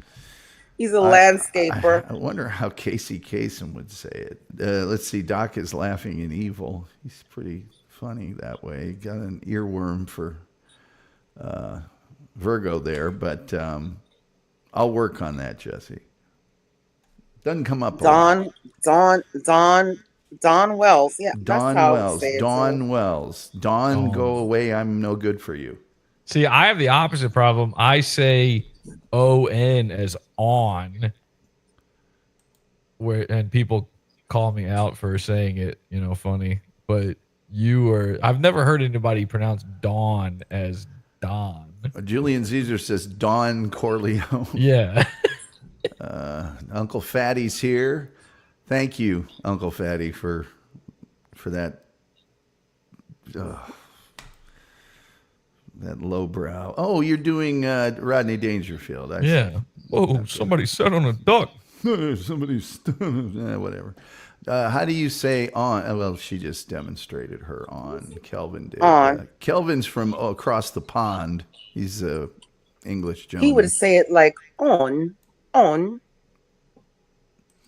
He would have another name for it, but anyway, I'm working on my Scont from Australia T-shirt. I think it's just going to be the thumbnail.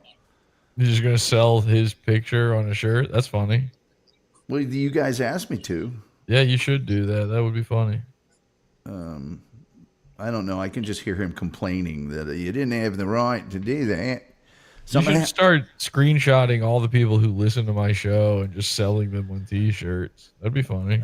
I think also I'm going to have to convert him somehow. In other words, I can't really use his likeness in the photo. No, you can. I think I'm going to have to comic book it or flip it. No, just he's not going to. What's he going to do all the way from Australia to you, Tom? Just sell his enough picture. Just to be a hassle. Nah, he won't. He can't, and he won't do shit. And if he tried to, then I would start selling the same thing on a T-shirt, and he wouldn't have any recourse whatsoever. Gaunt from Australia. I might make more than one of him. I might do a shirt where it's him with like a word balloon that says Australia invented, and then it'd be like a multiple choice: air, water, the earth. Maybe it's just his face, but in the shape of Australia, like a cutout of Australia with his face popping through. With his horrifying visage staring from with his deer in the headlights face. Mm-hmm. Yeah. So anyway, well, you guys have been great helping me figure this out, and I'm glad I got to teach you that thing about Rodney and his big cock. You didn't teach me that. I've heard that story. It's like if I was doing a story about Milton, like you'd never heard it before. Milton Berle, I would not mention the legends that I had heard about that. I would just sort of. It's not a legend. That's on film. You can see it for yourself. That's all. I don't want to see it for myself. You're telling me if you did a thing about Marlon Brando, you wouldn't talk about that one photo of him sucking penis? I don't know anything about that. Lucas, you've never seen that? Producer Scont merch coming to the Tom Gulley Show store. It is, Lucas. Google that after the show, Tom, because I don't want to look at that. Marlon Why do Brando, I have to look at that? It's on film. It's Marlon Brando. Yeah, I don't think I need to. Come on, he's the Godfather. You don't want to see him with a penis in his mouth? No, I did. I saw Last Tango in Paris. Are you Googling it now? Is that what you're looking at? No, I saw Last Tango in Paris in film school, and that was enough for me, thanks. I can see it in the reflection of your glasses. You're looking it up now. I see it. I'm not. I'm looking at the screen. Well, you just typed something in. I did. I looked up the name of the actress in Last Tango in Paris, unless you started mentioning it. Let's see. I think you should look at the picture. It's a black and white photo, and it's like clearly you can't mistake it. It's Marlon Brando for sure. If you say so, man. And he was bisexual, I assume. If you say so, I don't know. If you say so, I promise you, Virgo knows what I'm talking about. No, I'm sure she doesn't. Virgo, you never seen the picture of Marlon Brando S&D? No, I haven't. You haven't? Google that. Man, you guys are missing out. You got to Google that. But this is Holly Weird, so yeah, I don't put anything past it, to be honest with you. I bet you the chat, somebody in chat must have seen this. I'm not crazy. I haven't seen it. let's see here. Doc Torn says this is slowly turning into an episode of Jerry Springer, and that's what I mean by Jesse tends to take over the show when he's on. I'm just relaying a fact. It's a Hollywood fact. Jesse and I started talking one time when I was doing my show, and it ended up being 8 hours or 7 hours, I think, of us talking to each other. And then, like the next night or 2 nights later, I think we talked for 6 hours on the show. And I got to hear conspiracy theories. And at a certain point, you know, usually the first couple of hours are pretty good. And then at a certain point, you just start going, yeah, wow, yeah. Oh, I would Wow. I would love to hear Jesse's conspiracy theories. I don't even know what he's talking about. I don't have any conspiracy theories. I just know a bunch of facts. That's the thing, is they never think they're conspiracy theories. He believes in Bigfoot. No, I'm never said I believe in Bigfoot. I said I can't rule it out because the Patterson Gimlin footage is the greatest Bigfoot footage of all time, and it's impossible that they made a costume that good. That's it. How about go ahead? How about Jesse? How about the Anunnaki? Oh, I'm very familiar with the Anunnaki. Oh yeah, we could definitely talk about that. Oh my! Oh, me and Jesse would get along fine. Yeah. I'm familiar with a lot of ancient Mesopotamian, deities and mythologies and possible truths, by the way, as well. Tom's next show. Let me tell you about the Anunnaki. I can't even. Yeah, I love that. Can't even spell that. And we also have to teach Tom about Hyperborea. Just tell me how to spell Anunnaki real quick. ANNU. AKI? Yeah. Okay. And Hyperborea, you said? Hyperborea. It's spelled like it sounds. I thought that was what my show gave people. HYPER. BORIA. BR. Yeah. BOREA. Yeah. Oh, EA. Sorry. Yeah, I guess it's not spelled how it sounds. And then also write this one down, Tom, because this would be a good one for your show too. Yeah. You ready? Yeah. Lick the tip of the pen so I know it's good to go. It's good to go. I want a little tap, a little dab on your tongue. It's right. Okay, all right. Just write this down. Building, spelled just the way you think. Yeah. 7. Oh, stop it. What? We've talked about that. I'm not doing one on that. Virgo knows. I've already had. You're telling me free fall speeds, huh? Yeah, I am telling you that. Oh, and DARPA. Oh, DARPA. Well, what about HARP? What about HARP? HARP, MK Ultra, weather manipulation. What about the look what they did to Hawaii with the space What laser. about the Montauk project? What about Montauk, the Montauk Monster, the Montauk Boys, the USS Liberty? You did a whole show about that yesterday, right? No, I didn't do a show on that. What did you talk about again yesterday? The Liberty ships. Guys, look up, and Tom was talking about this yesterday. Look up USS Liberty. You can. 1967. You can look it up. I know all about it. They also released the JFK files finally. Well, yeah, but they didn't. Oh, yes, I heard that. Yes. I haven't watched anything on it yet. There's some excellent, there's some really interesting information. And guess what? The most interesting part is actually a file that predates Kennedy's death. There's lots of files that predate his death. Of course, but it's attached to the JFK files. Yeah, there's plenty of files attached to that. Okay, so what is the problem with me saying that there is one that is very interesting? You make it sound like woo, and it's like, well, Lee Harvey Oswald went to Russia and Mexico City before. I'm just saying that you would think the most interesting files would be the ones after his death. There is one in particular that is quite revealing from before his death. Not that revealing.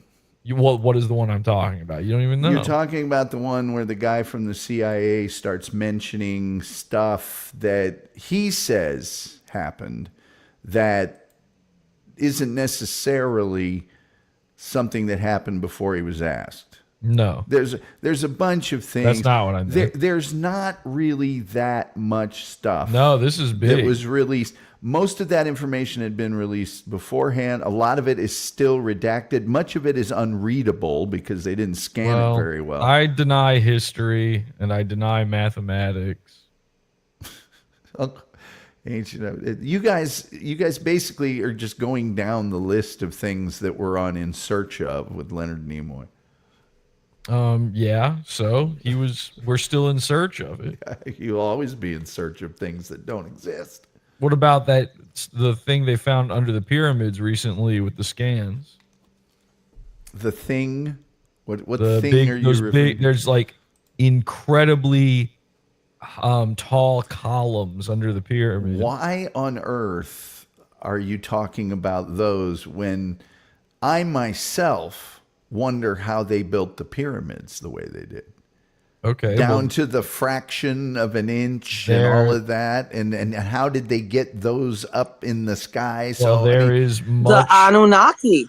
The Anunnaki, exactly. And then what about the Parthian batteries? Look, I'm not saying the Anunnaki isn't a thing. I'm just saying it sounds too much like something you would order at a sushi restaurant. Are you familiar with the Parthian? Can I get the Anunnaki battery? roll? Yeah, I'd like the Anunnaki with some of the wasabi. Are you familiar with the Parthian battery, please. Tom? The Parthian battery, the ancient battery? I have heard about the Parthian battery. They hide the technology from us. Of course. Just like that car that runs on water. Yeah, well, they did kill the guy that invented that. Yeah. Yes, big petroleum. Well, I think that's run by DARPA as well. Also, ran by DARPA. The hidden African history, the erasure of the true history of what happened. Sure. All that stuff. That's only survives through oral tradition at this point because of whitewashing. Skeletons of giant humans. Sure.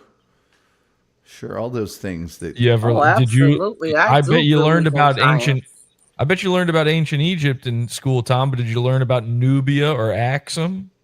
We did learn about Nubia in my school. What about Axum? I didn't. You mean the police body cam technology? No, that's Axon. Sorry. Axum was a powerful Ethiopian kingdom. I thought it was a cleanser, and it was key in spreading Christianity through the sub-Saharan African continent. I like all the giant humans. Those were proven that. Well, a lot of mountains are giants that have petrified. Well, yeah. Well, you know why. It also says that they had to build those little Flintstone houses. Mm-hmm. It was to hide from the giants. That's true. Well, the giants could not have structurally existed. Also, I like Jesse already. I do. Yeah. Also, we live in God's eyeball. I heard we live in the atom on the tip of a more giant being. Well, sort of. We live in the inner convex lens of God's eye, and the Bible proves this. The Holy Bible. So are we mites? Are we mites? All of the 9/11 conspiracies are just ridiculous. What's a conspiracy? Building 7 did fall. How is that a conspiracy? There were 5 dancing Israelis who were there to document the event. That's not the a conspiracy. fact that it fell is not a conspiracy. Fun fact, but not so fun, because I was in New York at the time. Same. Do you know that my birthday is 9/11? Wow. You know, my birthday is the same as Ruta Lee. That must have been really, really annoying, where every year people forget your birthday but still remember 9/11. Yeah. I mean, now that it's been so long, now everybody remembers my birthday, but Yeah, when it first happened on that day, like That I was didn't that get an any awkward birthday calls. party? Why do I have a vision of Virgo at It was home with a cake in middle of a table and nobody's there? And she's like, "What's the holdup?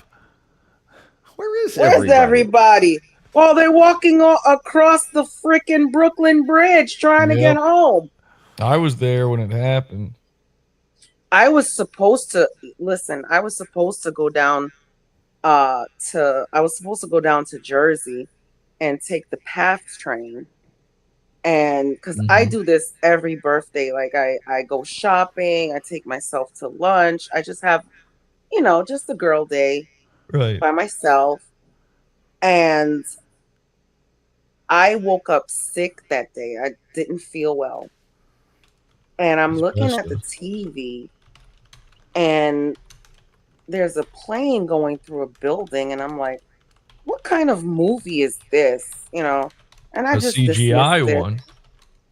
I just dismissed it. And I went back to sleep and I woke up again and it's another picture of a plane. And I'm like, wait a minute. Let me shake this sleep off. And I see it and it's like, wow, this is real. We are under attack. And I Yep. tell you, no lie, where I lived in Brooklyn, I saw the smoke coming up the air because we lived on the water. Hmm.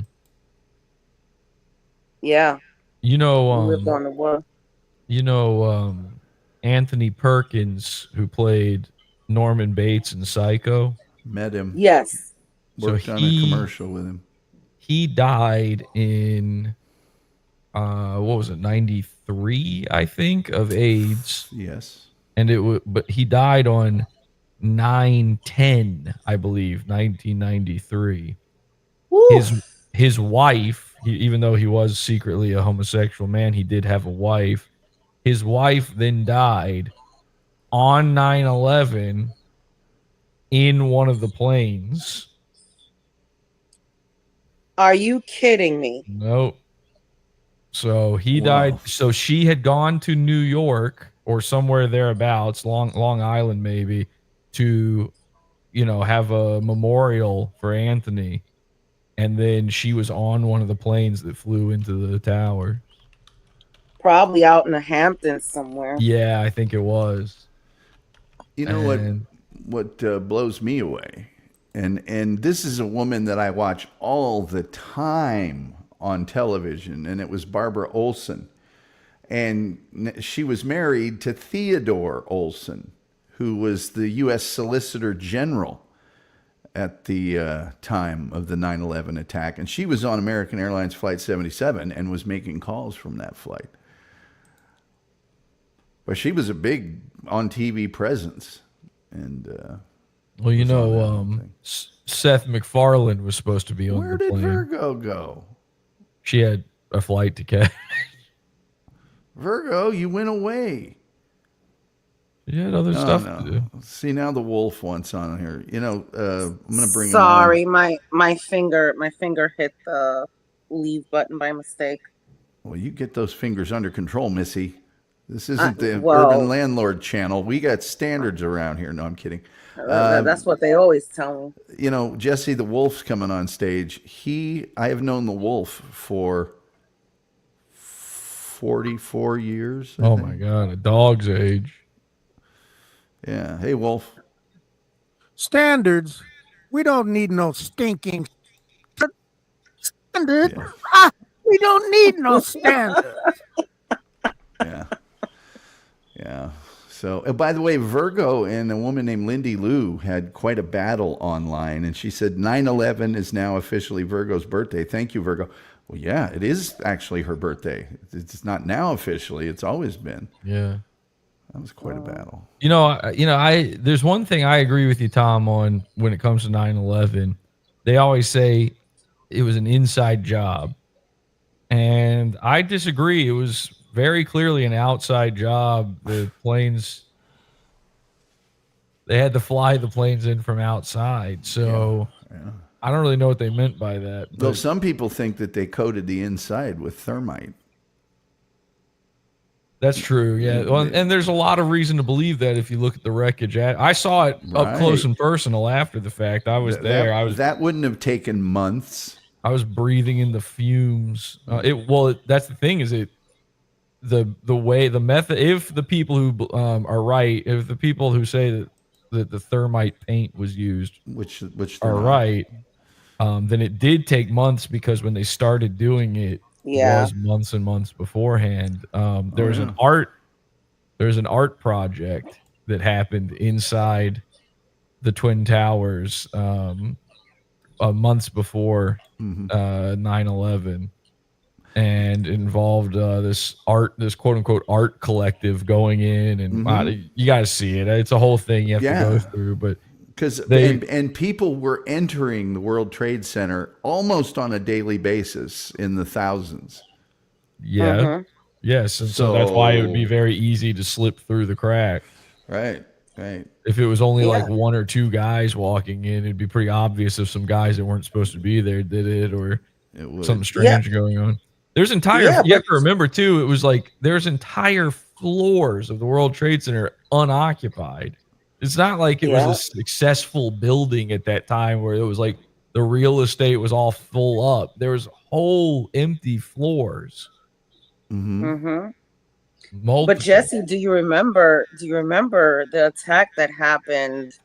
I think it was I was in high school. The 93 bombing? Yes. Yeah, in the basement. Yeah, with the van. And Trump predicted it too. Trump said after the 93 bombing, this will happen again, and the next time it will be bad. Yes, he also said some things that weren't true. I just didn't understand. About him seeing people celebrating in the streets. And that was true, though. I've seen video of it. There were people celebrating in the streets, but not in the streets of New Jersey that were on television. In New Jersey. That's where the Israelis were. No, it's not on television. I've seen it. What do you? There's CIA photos of them. What are you talking about? No. Here's another thing he said. He donated to the fund. To which fund? The Red Cross? The 9/11, repair, responders fund and everything. Not one penny. How do you know if he did or didn't? Also, that money never got to where it was supposed to go anyway. It's better if he didn't. So funny. They built that fund so hard, you'd be better off not giving the money to it. Right. But the families never saw a dime of that, most of it. Where am I at here? Bay Ridge. I enjoyed that battle. You're right. He's a paragon of truth.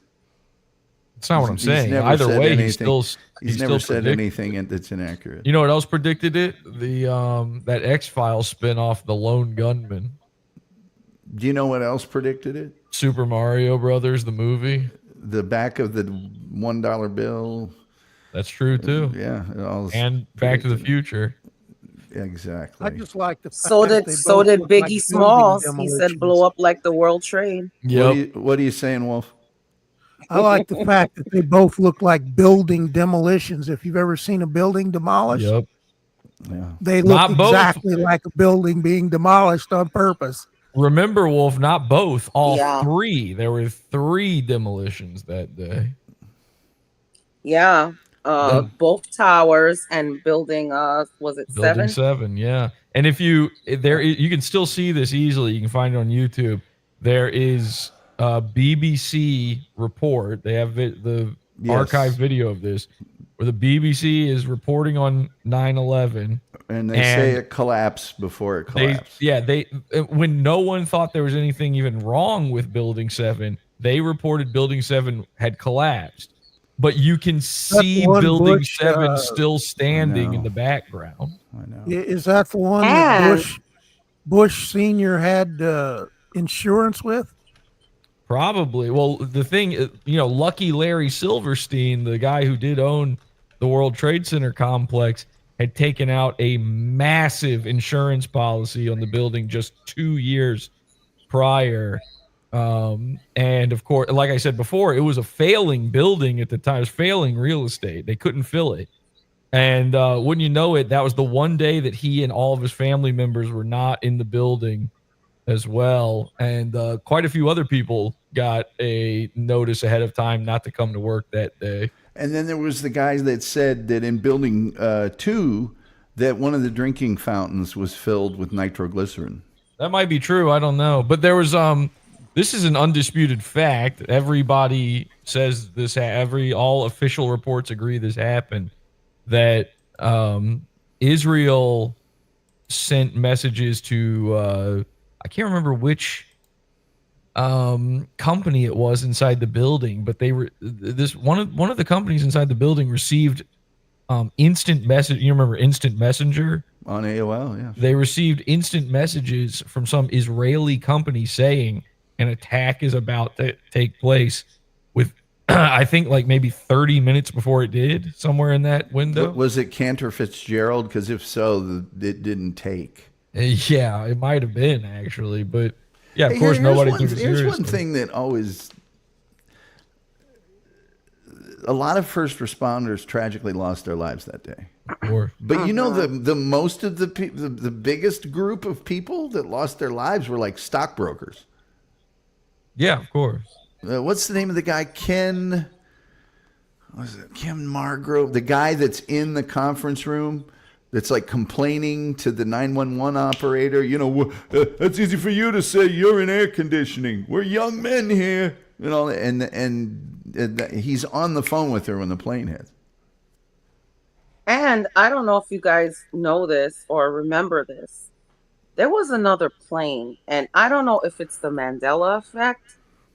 There was another plane because 2 of them hit the towers, of course. Mm-hmm. Yep. One of them hit Pentagon, and one got, well, I'm going to say it. It got shot down. Seems like was it Pennsylvania? Pennsylvania. It was in Pennsylvania. Okay. There was another plane, and I don't know if I'm going nuts because I remember there was a 5th plane out there. A lot of people remember it that way. Okay, so it's not me, and it's not the Mandela effect that I'm going through. Do you remember what happened to the 5th one, though? They supposedly took it to an airfield in Ohio and shot all the people on it. Well, what I remember watching it live on which TV didn't happen. Was they just stopped talking about it. Yeah, I think they stopped found talking about it. They found it and quit talking about it. Yeah, so that's what I want to dive into. A lot of people remember the U.S. beating the Russians in hockey for the gold medal too, but it wasn't for the gold medal. So you really can't go by what people remember. Stanley Cross says the 5th plane disappeared in the Bermuda Triangle. Yes, it did. Well, a lot of planes have. Piloted by Bigfoot and the Loch Ness Monster. Well, I don't believe. I'm telling you, Tom. I'm telling you, there was a 5th plane. Okay. I believe there might have been a 6th plane. I think there was a whole fleet of them, and that's what. That's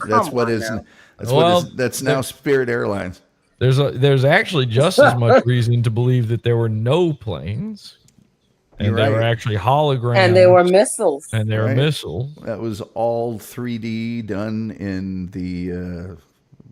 Well, man, I'll tell you that Pentagon cleanup happened real fast. For some reason, Industrial Light and Magic. Somehow that Pentagon was put back together like a week later. It's really crazy because it was under construction at the time. Yeah, isn't that convenient? It hit the part of the Pentagon that was under construction. There was no people inside of it. Oh, but all of those important files and all the people inside of it. All the files on where all the money was going. It was just happened to be right there where the plane hit. Oh well, bye. It was a lot of people died. The Pentagon. Nobody in the Pentagon died. The Pentagon is constructed to take a hit like that and not damage the other areas. That's the way it's built. It didn't seem to work, but and you know what's heartbreaking? See, Stanley was in the Navy at the time, and he was a naval officer, and he says, well, I don't know if he was at the time, but the pilot was the Lucky Charms leprechaun. So. Oh, Jesus. Doesn't sound very lucky. You know what's heartbreaking is all the people who died after the whole thing was over. All the Yeah. cops and the firemen Mhm. that got lung cancer. Yep. Yeah. That's what's really heartbreaking too. You know. What do you think, Jesse, of the NBA first round pick, the first pick lottery conspiracy theory, I don't know what that is. I or don't the know about that. NFL's conspiracy theory of rigging the games? I'm believe not. in- I don't know enough about sports to know anything about that. Okay, I just figured since you're full on with the rest of them. I'm not full on with the rest of anything. There's certain undisputed facts, and I know about them. You're I into think the they're- I think they're Vimanos. I think they're quite disputed. I'm most I'd interested say. in, and I'm going to do a show on this, the dead internet theory that you told me about. Yeah, Oh. that one's not even. That's beyond theory at this point. That's just true. It's becoming. What do you think of the fact that Neil deGrasse Tyson thinks that by 2030, people will not believe anything they see on the internet because there will be so much AI fakes and stuff like that by that time? Most people don't believe anything they see on the internet at this point, and usually do. the Fake stuff. without AI. Usually I the do. stuff they do believe is the stuff that is fake. I So, do. I believe stuff on the internet. I believe this. What we're doing right now. I No, don't think Wolf I don't, is an AI. I I know don't you're believe not Wolf an is AI. real. I've never This seen is any. this proof is that- fake internet. This seems like a fake guy to me. This is all fake. It's all your imagination. You've I just agree. taken 30 tablets of Pervitin and you're See, hallucinating. you're all every one of you guys is a Nazi. It's crazy. I think I don't have enough imagination to create something like this, Wolf. Well, let me tell you something. I went to WrestleMania 10 when I was a kid. What? My uncle. It was the steel cage match. It was Hulk Hogan, Andre the Giant.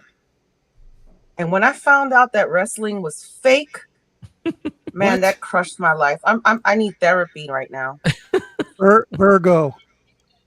It really isn't fake. They just pull things, and when they make a mistake, you end up with back surgery, broken necks, broken legs. I Oh, wrestle. I'm sure you get hurt. They're doing real Yeah. stuff. They're just careful about it. The jumps. I've had the, two guys try to get me to. I've had two guys try to get me to join the when it was the WWF, both of which had cards as wrestlers, both of which had multiple surgeries. Mm. And one guy, pretty decent sized guy, was about 6'3". I met him on a job site when I was in construction, and he said, "Man, you gotta wrestle." He says, "You gotta wrestle." I said, "Look, dude, I've wrestled. I know what you guys did. I don't want to do it." Yeah, the He'd jumps had, off he'd the. had 6 back surgeries, 10 knee surgeries, and he was wrestling in the Mexican League because he was so messed up they wouldn't let him wrestle in the WWF anymore. So no, the No, jumps thanks. off the third turnbuckle, all that stuff, that's all real. It's the outcomes that are fake. Yeah. That's all. That's all. Is this the guy Steel who cage streams match. with HB? Jared, he sometimes is on when HB's on. Virgo's definitely on when HB's on. Here's my HB imitation. Oh, yeah. No. But anyway, No, it's huh? Jesse, Wolf knew me when I was 18 years old. Oh my gosh. Yeah. How old and were walk you at and the walk time, like Wolf? a duck from playing soccer. I was a bit slew-footed, as he All would right. always And remind me. Tom, you don't say anything. Wolf, how tall was he at 18? I think he was under 6'2", Like, Thank aren't you Stop like it. 6'1.5" or Thank something? you. Yes. No, Wolf. Yes. Yes. One of Jesse's many conspiracy Yes. theories is that I'm not 6'5". Yes. I was 6'3" when I was a freshman at Ball State. And you're telling me Was it I'm just supposed to believe because you were slouched? You grew 2 to 3 could be inches it. between 18 and what age? I mean, come on. Oh God, it was the next year. I was growing like crazy. No.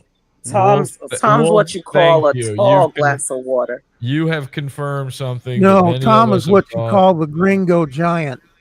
Listen, he's a tall guy, but he's not 6'5", and we've Okay, known let me. this. Wolf, how much do you think I weighed at that point?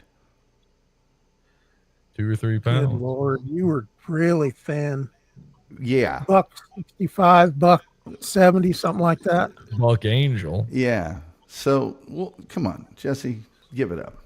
It's just not going to work. What does that have to do with your height? You don't grow taller after 18. That's nuts. Yeah, people do. That's I did. incorrect. I have a friend that was 5'6" and grew to 6 foot after we were out of high school. Yeah, well, he was 17 then, so. Well, when I got to Ball State, I'd only been He 18 was for a few 19 months. when he got another growth spurt. I'd only been I'm 18. going off of what you said, Wolf. You said under 6'2". That's what I'm going off of. Yeah, well, I grew a Well, lot. keep in mind, I played football, so I'm used to being around a bunch of huge guys. Yeah. So your perspective is a little off. He was tall and gangly. I mean, I've seen him. I know he's tall and gangly. I know that.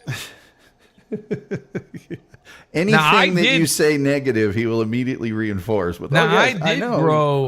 grow a few extra inches in my 20s, which is unusual, but there you I go. have what's called acromegaly. It's a disease. Well, I was just what they call a late bloomer. It's a thing that happens to people. Listen, I don't care what you wear at night Why does it only have to be at night? because it was late. Oh, a late bloomer. I got you. I got you. Not an early bloomer. I got you. I'm 6'5". That's what it says on my license. That's And where how they much do you measured weigh? me. Right now? Yeah. Ooh, I'm fat right now. Okay. I'm fat right now. I'm probably You at still have a weight when you're fat. about 225-ish, 230 maybe. But I haven't weighed myself. But see, I'll take off 20 pounds in 2 or 3 weeks coming up here when it gets super hot. Well, I think what you're missing here is that he's extremely explosive. That's right. You mean like diarrheally? No, I mean like he has explosive power. Yeah. Oh, okay. Yes. Quick-footed, Like too. superpower. I believe I'm He's quick-footed, too. extremely athletic. Is that He exhibits some- a high amount of athleticism. is that because they selected the right cadaver parts when building him? And That's right. Well, and another thing is he's extremely wiry. Yes, I've been called sneaky too, I would say. pugnacious. Cords of muscle on his back. He's like Mercury in some way. He's a mercurial figure. Yeah. I have a real stick of dynamite, some have said. Well, you know who he's- else had a stick of dynamite was Rodney Dangerfield, and he liked to show that thing off too. Well. And you get close enough, it would You're explode. saying he's like Jeremiah Johnson? I think Tom. You know who Tom reminds me of is Here we go. what? What? You just assume it's going to be something bad. Yes, Why would it be something bad? because it always is. Okay, well then I won't say it. Well, you can say it. No, now I feel bad. It Do you sounds like think it's I'm gonna- not 100%? I don't want to hurt your feelings. You're not going to hurt my feelings. I'm 100% scar tissue at this point.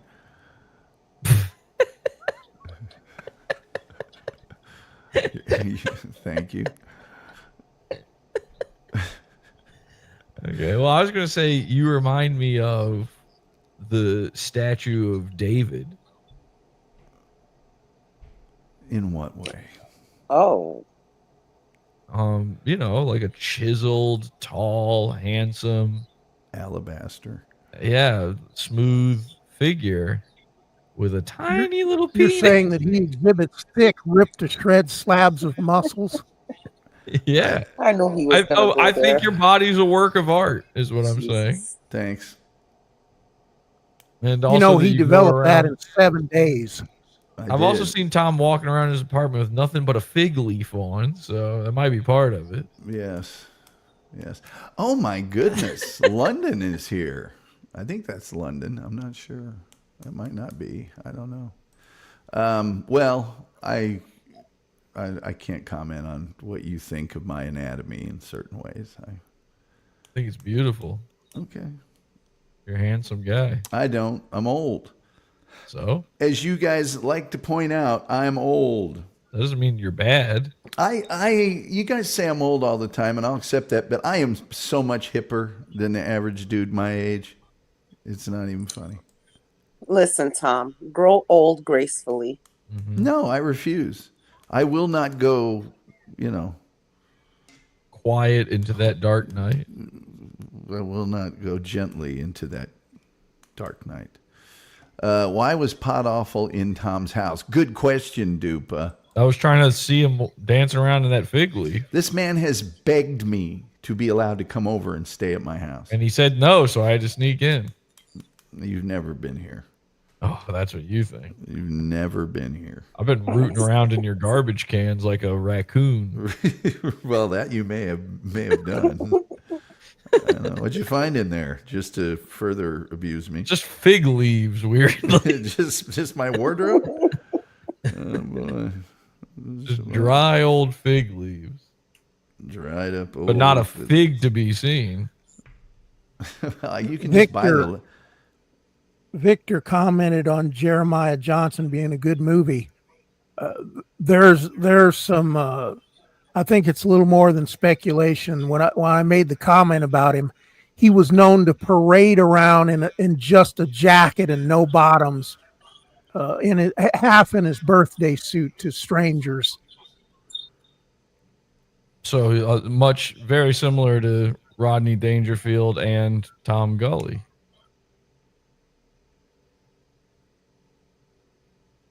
Buried the coals too shallow. Saw it right off. You know who else you remind me of, Tom? I know, but I'm dying to.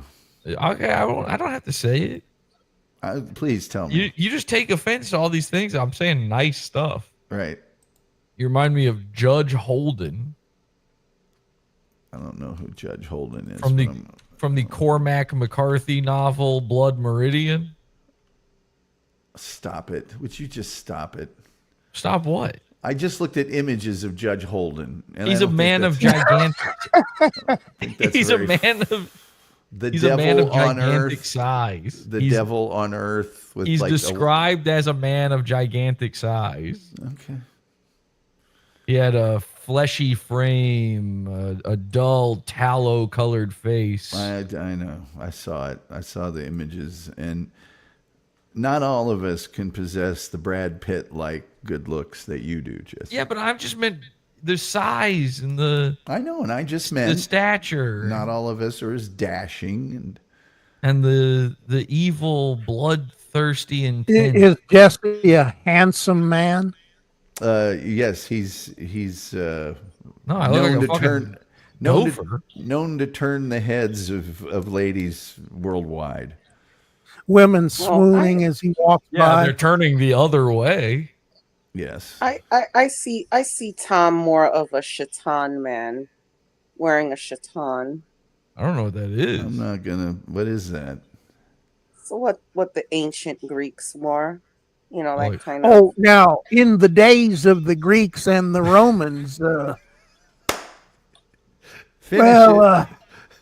it was just considered good manners for the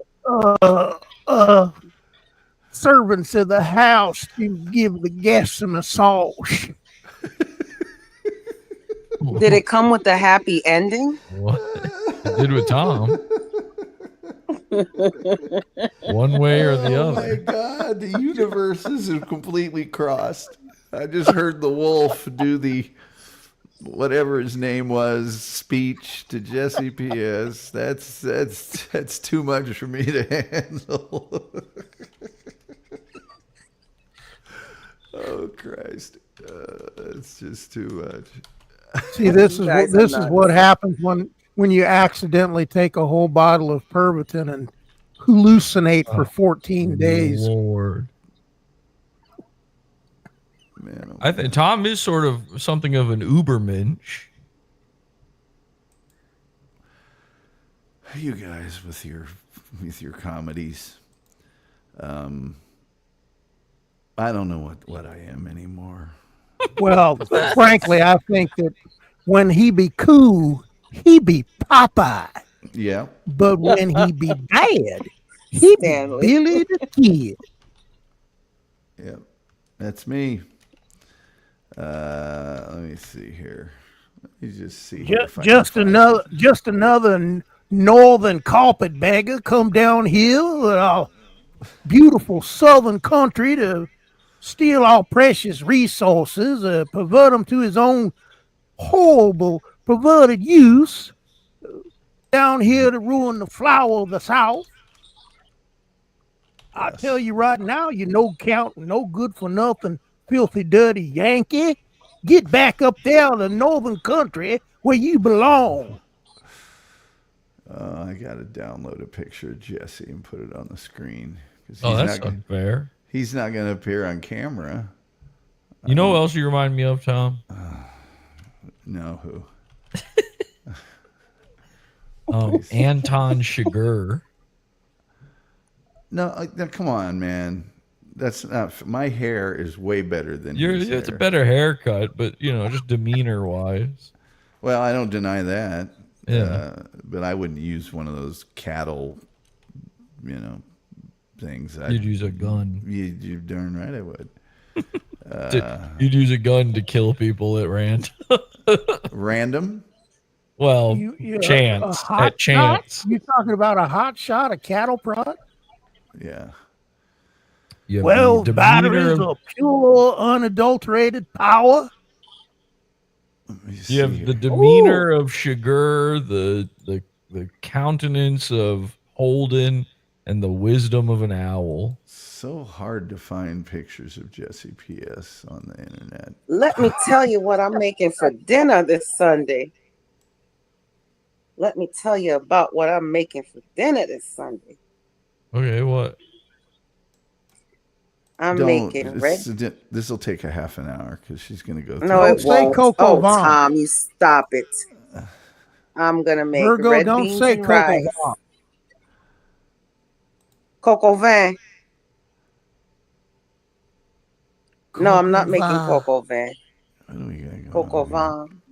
I'm Wow, not making there's Coco Van. you got to really keep I'm up making with- red beans and rice, collard greens, and some good old fried chicken. Well, You're going to say chitlin. Dupa says Oh no. she's watched Pot Awful and John Galt's channel. She likes both. Let's see here. Hair. Pot Awful is cocky because of his great hair. He does have great hair. Let me tell you about Pop the Balloon. Jesse, have you seen Pop the Balloon? No. You haven't seen the black dating show, Pop the Balloon? No, I haven't. Yeah, you better go Google it. You'll enjoy that. Starring Kim Warfield as Be Brave. Oh Lord have mercy. Don't mention his Oh, name on this behave, show. Stanley, behave. Don't mention Be Brave on this show. That's That is a cuss word. that is yeah. Let's see here. Let me see if I can figure out a way to get Jesse up on screen real quickly. Oh Lord, what are we? Which guy are you doing for me? It's the only one I could find, and you're really not going to like it. If I could find a better one, or if you could just show yourself. Yeah, it's like, dude, I'm like 8.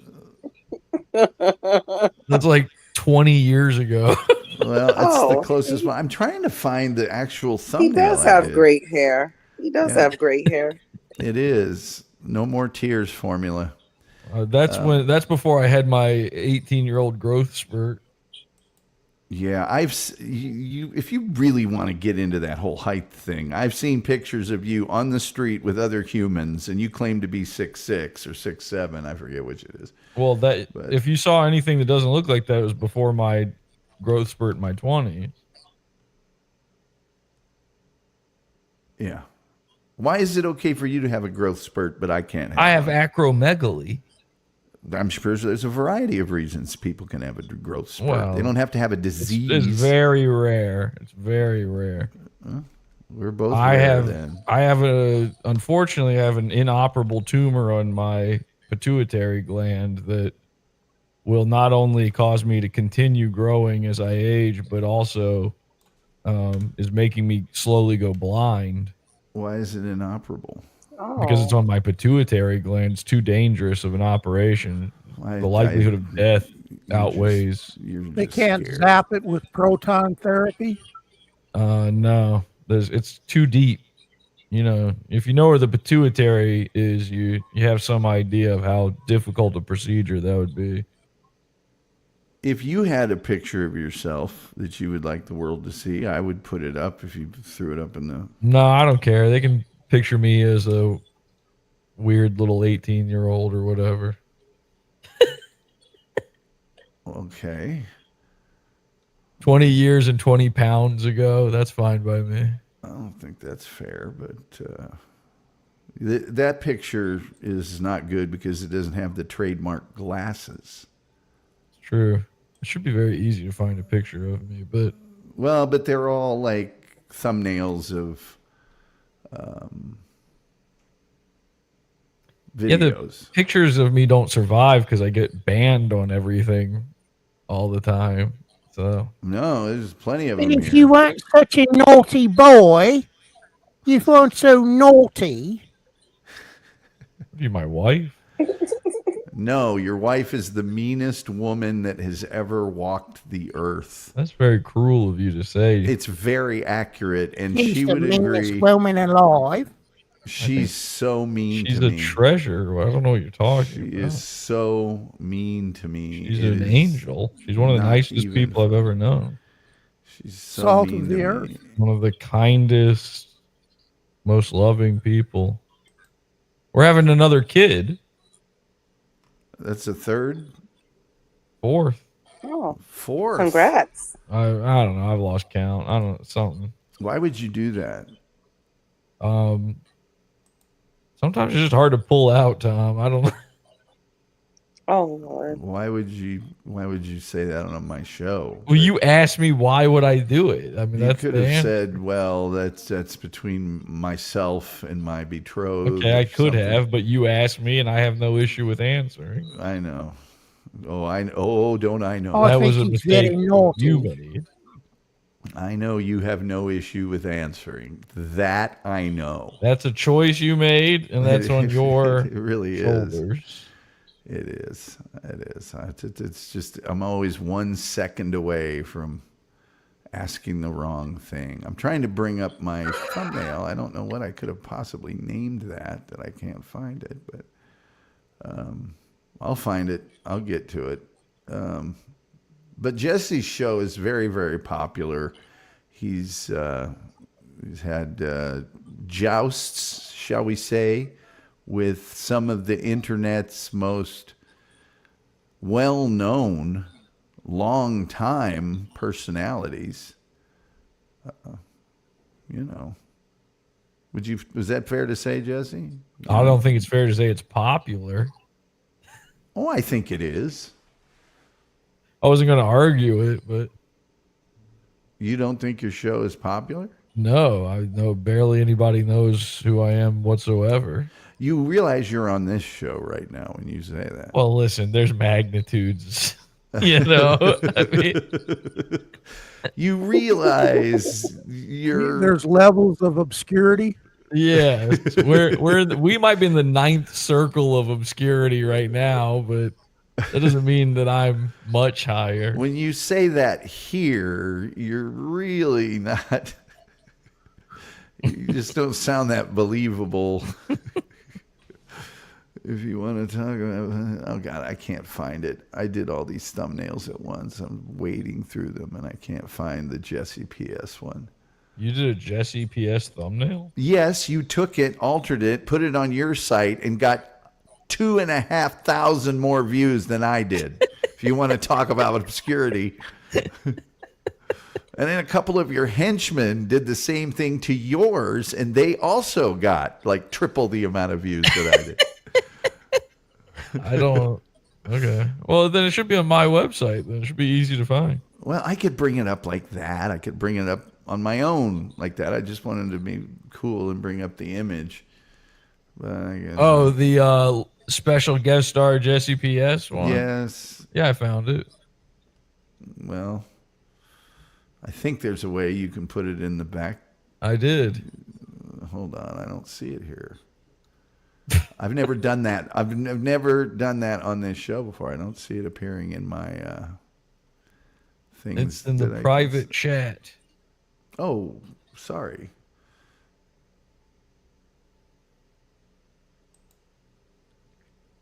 What in the You can do it. You can do it, Daddy. I know I can do it. Oh, okay. You just want me to share the screen. I gotcha. Well, that's the only way I could find the picture. I know. That's what I was saying is I could show it on mine, but that's not your picture. So I'm going to go ahead and that's your picture all freaking the ringed out or whatever. I think it is yours. I just took it off of your thing. No, you didn't. I'm Stop pretty sure. I am so positive that you didn't. Let me see here. Oh, man. I already have that. Just so we can see what Jesse looks like, because he won't appear on camera on my show. Jesse has made thousands of dollars making fun of me on the internet. I don't have my makeup on. You don't wear makeup. Let me see here. You have to have his Estee Lauder. I have prosthetics I wear. Requires the application of spirit gum. Spirit gum, underrated. Spirit gum is such an old-timey concept. Oh, I'm not even going to be able to show it. Daggone it. What's going on with that computer of yours? It's gonna play the episode rather than show the thumbnail. What? Daggone it. I'm gonna have to show it not that well, actually. Just gonna have to show it. There he is. Okay. This is just not even worth doing. It's not even worth doing at this point. It's going to be in the middle of the screen. It's going to look stupid, but I'm going to do it anyway because I can't find the actual. All right, let me share the screen. Let's see what that looks like. It's supposed to be sharing right now, but it's not. See where it says Jesse PS? I don't even know how to zoom in on this thing. Let's see, view, zoom in, boom. Thanks. Here you go, Tom. I sent you a JPEG in the private chat. Did you now? Nice and easy. All right.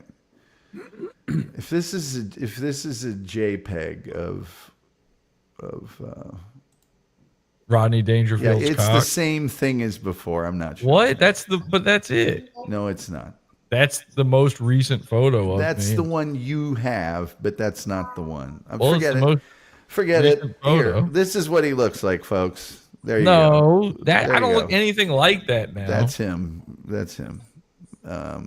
Why do you refuse to share my? I don't know why I can't find the act. It's really. Oh, I know where I can find it. Never mind. Let's see. I can't find it there either. I'll find it. Continue to chat amongst yourselves. So, Jesse, have you enjoyed the latest episodes of the Tom Gulley Show? Has been really watching it and enjoying it a lot? All the ones I've managed to catch. Yeah. Oh God, there's so many chats that I'm behind so many chats here. probably not going to get to a lot of them, unfortunately. Which ones did you watch then? Since your show is on at the same time as mine is. Oh yeah, I don't get to see it very often. Yeah. Thanks for that, by the way. What was the last one I saw? Thank you for that, by the way. I appreciate it. I think I watched Let Me Tell You About Pretzels a little bit. Did you I know you watched the Bigfoot episode. I watched the Bigfoot one, of course. I think you called in on that one. George Carlin, I remember that one. Even though you Lenny don't think Bruce, he's I watched a little of the Lenny Bruce one. I got rave reviews for my Lenny Bruce episode. I'm sure you didn't think much of it. Well, I'm not a big Lenny Bruce guy. Why not? Because I don't think it's funny. That's no reason to not be into him. Well, he's a comedian. Well, And I don't like George Carlin either. Did you hear what I said about Lenny Bruce? I said all sorts of stuff. I mean, he told his whole story and about his arrest. Did you not hear me say that Lenny Bruce is probably more important for the style of comedy he did and his fight against the restrictions of free speech rather than him being actually fall down funny? A lot of his material is not storytelling style. Yeah. Yes. His performative sort of style that he did. Yeah. But and I assume you still like this style of show that I'm doing better than the old one that I used to do. Where you would just sit there and get mad at us for trying to call you even though you had an open phone line? That one? I think you well know that I did a show for many years before you guys started doing that. And I'm talking about when I would just try to find the weirdest stories I could find on the internet. Oh, the weird news stories. Yeah, this is an improvement over weird news. Did you know Did you see that my picture though? What picture? My picture, my avatar. I'm busy looking for something. Yeah, thank you for that. See, look, it's me. Yeah, this is what I look like. I'm going to show people what he really looks like. It's not what he looks like. That's you in that Smile movie or something. This is me. It's frankly horrible looking. It looks really creepy. However, important to remember, it got 2,000 more views than the show on my own channel. So, very important to keep that in mind. I tried hard. Blue lenses protecting your eyes from the ultraviolet rays. Yes. A little of the ultra violence. He said that he Jesse, you at one point said that you were losing your eyesight. Yeah, I just said it a few minutes ago. Is that still true? Yeah, because of the acromegaly. I didn't realize that. Yeah. I wrote you a very heartfelt note when I found that out. And I thought at the time, is this just a bit that he's doing? Oh, you know what, though? Even if it were a bit, the best comedy is based in the truth. I thought all comedy was a lie. No, I never said that. I said sometimes jokes are lies. Okay. Sometimes jokes are lies. Not but always. Yeah, every day my eyes feel like they're it's like my tears are made of acid. Sorry, I didn't mean to laugh. That I do have to admit that Jesse's always been very supportive of me when dealing with certain people from the Dabbleverse and elsewhere. You know, like, yeah, well, that's because the Dabbleverse sucks and Tom Gulley rule. Yeah. Okay, now we're talking. Now I'm going to show you Jesse PS. It's going to be a hell of a thing here. You guys are really going to like this. This is going to be worth it. You also can go to the episode, which I believe only has like 9,000. It's very long. It's a long episode. but we did this episode here on the show. There's what Jesse really looks like. Oh, that's like what, 8 years ago at this point? How long ago was But a that? far more accurate depiction, wouldn't you say? I don't think so. Not now. It's more like More- what I look like in my picture I have right here. It's more accurate than the one from, yes, except for your Why do freakish your arms cartoonish. look so tiny? My arm is slightly further back than my body. It looks like your arm is the size of your believe that's microphone. Well, the thing is, this is better than the other picture. Wouldn't you agree to that? Also, I don't know why you even say arms. You can only even see one.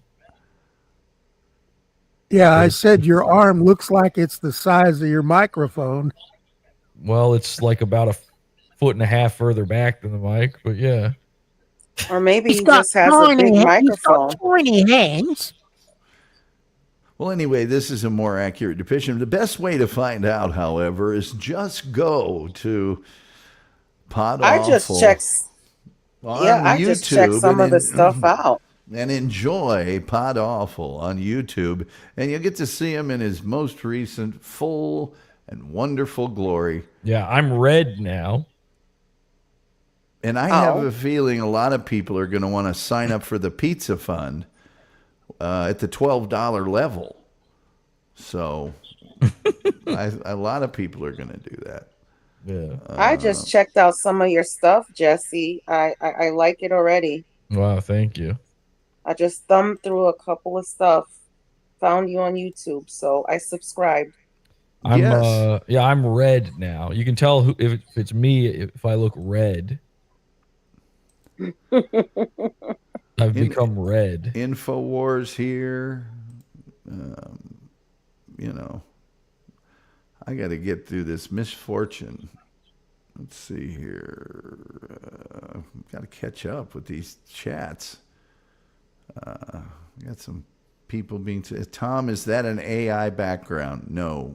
Well, maybe. I don't know. I got it off of Pixabay, so it could be. What's my favorite Lenny Bruce joke? Lenny Bruce doesn't have jokes. He's got Religion Incorporated is funny. To is a preposition. Come as a verb is sort of funny. Yiddish versus Goyim is funny. And after that, man, it's slim pickings. It really is. Dupa likes the John Lennon glasses. A name says H2BH. Oh boy, Running with Rifles is calling back the old Tom Gulley Show theme. What do you think of the new theme, Jesse? You know what? I'm going to be honest. I missed the old one already. You don't like the It's Mr. not that I Lucky don't one? like it. It's that the other one is so classic. Yeah, it is classic Tom Gulley Show episode. Was that the show where Jesse explained how the gas chambers worked? Oh, God, yes. He was trying to explain that. T-Rex, why do you podcast in the dark, says Dupa. Why do you podcast in the dark, Jesse? Me? I have like 50 different lights. I don't know. But it is kind of dark in there a little bit. No, it's not dark at all. And that's why I have to wear these tinted shades so that I can see while I'm doing the show. It's not brightly lit. I think I mean, even people that hate your guts go, his set is really awesome. To me, it's very bright. I don't know. Maybe it doesn't come across that way, but it is. Ethan Ralph flashbacks. Okay. Tim Jenkinson says, I'm guessing she found the 9/11 special. Let's see. A name. Are we going to get another? Well, it could be. It could be. I know you guys are at 2. So I missed the old set. This theater has no soul. Boat is here. H2B8s. Oh gosh, I remember he told me the other day what. Love you, love the show. Jings sucks. I like Jings. He's my buddy. Tim Jenkins says you two should try doing a show together once a month. Art Archivist says I had to bring Jings down to 20%. Jesse and I have done shows together. I think that's better. We're doing one right now. Yeah, but it wasn't promoted or anything, and whatnot. And it's messed up because we're on here too. No, not at all. I think Jesse likes a freewheeling, spirited panel. Maniac. Yes. Yes. Yeah, we're the crazies. I like you guys because you're agreeing with me about all the conspiracy stuff, and Tom's sitting there alone by himself with his ideas and his thoughts. And facts and reality. Except for that. Well, we have to convince him somehow. I've been alone with my facts and reality many times in life, so it's fine. Do we need to convince him the fuck liner is real? And I encourage you to have whatever beliefs that you want to have. Pod, so agromegaly affected your eyes? Serious question, no joking. She's not joking. Yeah, it hurts. My eyes honestly hurt right now. They like toward the end of every day, my eyes start to burn severely. They hurt so bad. Oh, wow. I didn't have to wear glasses until I was like 30, I think. I don't think I was even, I was probably like 30 something. I had perfect eyesight. And then one day I just could not see past like as far as I could reach, basically. You know, it's interesting because I never had to wear glasses at all until like, I think I was like 45 or something. And I just got up one day and went, I can't see far distances anymore that good. And I think a lot of it was from being in front of a computer screen all day, every day. But that's what I always chalked it up to was the computer. But I've heard from a lot of other old people, and I know this is true because your eyes sort of degrade, and it's not as gradual as people think. Or maybe you just don't notice it gradually, but just one day it was like, bam, I was driving and I went, I can't see that street sign. Yeah. And so that's not good. So now I had a little bit of run up to it where I don't remember where I was. I don't watch TV often, but I was somewhere watching TV and I realized I can't read the stuff at the bottom of the screen on the TV. And that seemed bizarre to me. And then just out of nowhere, boom. I need glasses. Did I mention that tomorrow night we've got a Hollywood legend coming on the program, and tell your friends, everybody, just it's gonna be a big show for me. I've admired this lady for a long time. I think the top 3 all-time television actresses in episodic TV are number 1 Ruta Lee, number 2 Barbara Rush, and number 3 Louise Latham. And the men are number 1 John Daner, number 2, Albert Salmi. And number 3, I got to say it, Claude Akins. You could say Harry Towns or Robert Middleton. You might be able to get away with that. But I'd say Claude Akins. More of a Martin Balsam. Not Anthony Hopkins? Not bad. Well, Bruce Kirby. You mean Bruno Kirby? No, Bruce Kirby. Bruce Kirby? No, not Bruce Yeah. Kirby. He's in episode 6, season 4 of Columbo. He's been in a lot of stuff. He has, but he's not even close. He's a good actor, and but not even close. Not even close to those other guys. Martin Balsam is pretty good, but probably more known for movies. So yeah, that's what I like about him. Sorry, Martin Balsam. Sorry, Martin Balsam. Rack focus camera falling backwards. John Smith. John Smith is good, but see, he almost gets knocked down a little bit because he was the star of Laramie.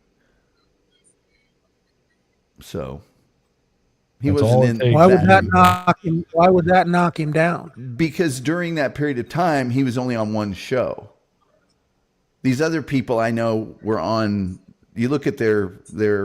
If you look at John Smith's whole filmography, he doesn't have the vastness to it that some of the others do. But I like John Smith. John Smith, unfortunately, really bad alcoholic. John Wayne really liked John Smith, but he was just too much of an alkie, unfortunately. But we're talking about the guy that was a bodybuilder? Let me make sure I'm talking about the right guy. I think you're talking about the wrong. That was in Rich Man, Poor Man is Well, are you talking about Falcon Eddie? William K. Smith? I don't know his. The his guy that middle was initial. in Invasion of the Bee Girls? He was he was in Yeah, that's Invasion of William. the Bee Girls. Yeah, that's what I said. That's John William. Smith. I believe that's William K. Smith. John Smith. And by the way, if you're ever going to get into show business, might not want to be named John Smith. Just saying. Just saying. Not a great career move to be called John Smith. His real name was Robert Errol Van Orden. I'd have gone with that. He went with John Smith. But huge alky. Who are the ad wizards that came up with that? Yeah. Let's see. Oh, gosh. Tim Jenkins says, too much time staring at Ruta Lee, Tom. It ruined your eyes. Oh, yeah. What a looker. Who be Virgo Pod and Wolf's three favorite? Oh, who are Virgo Pod and Wolf's three favorite guests on this show?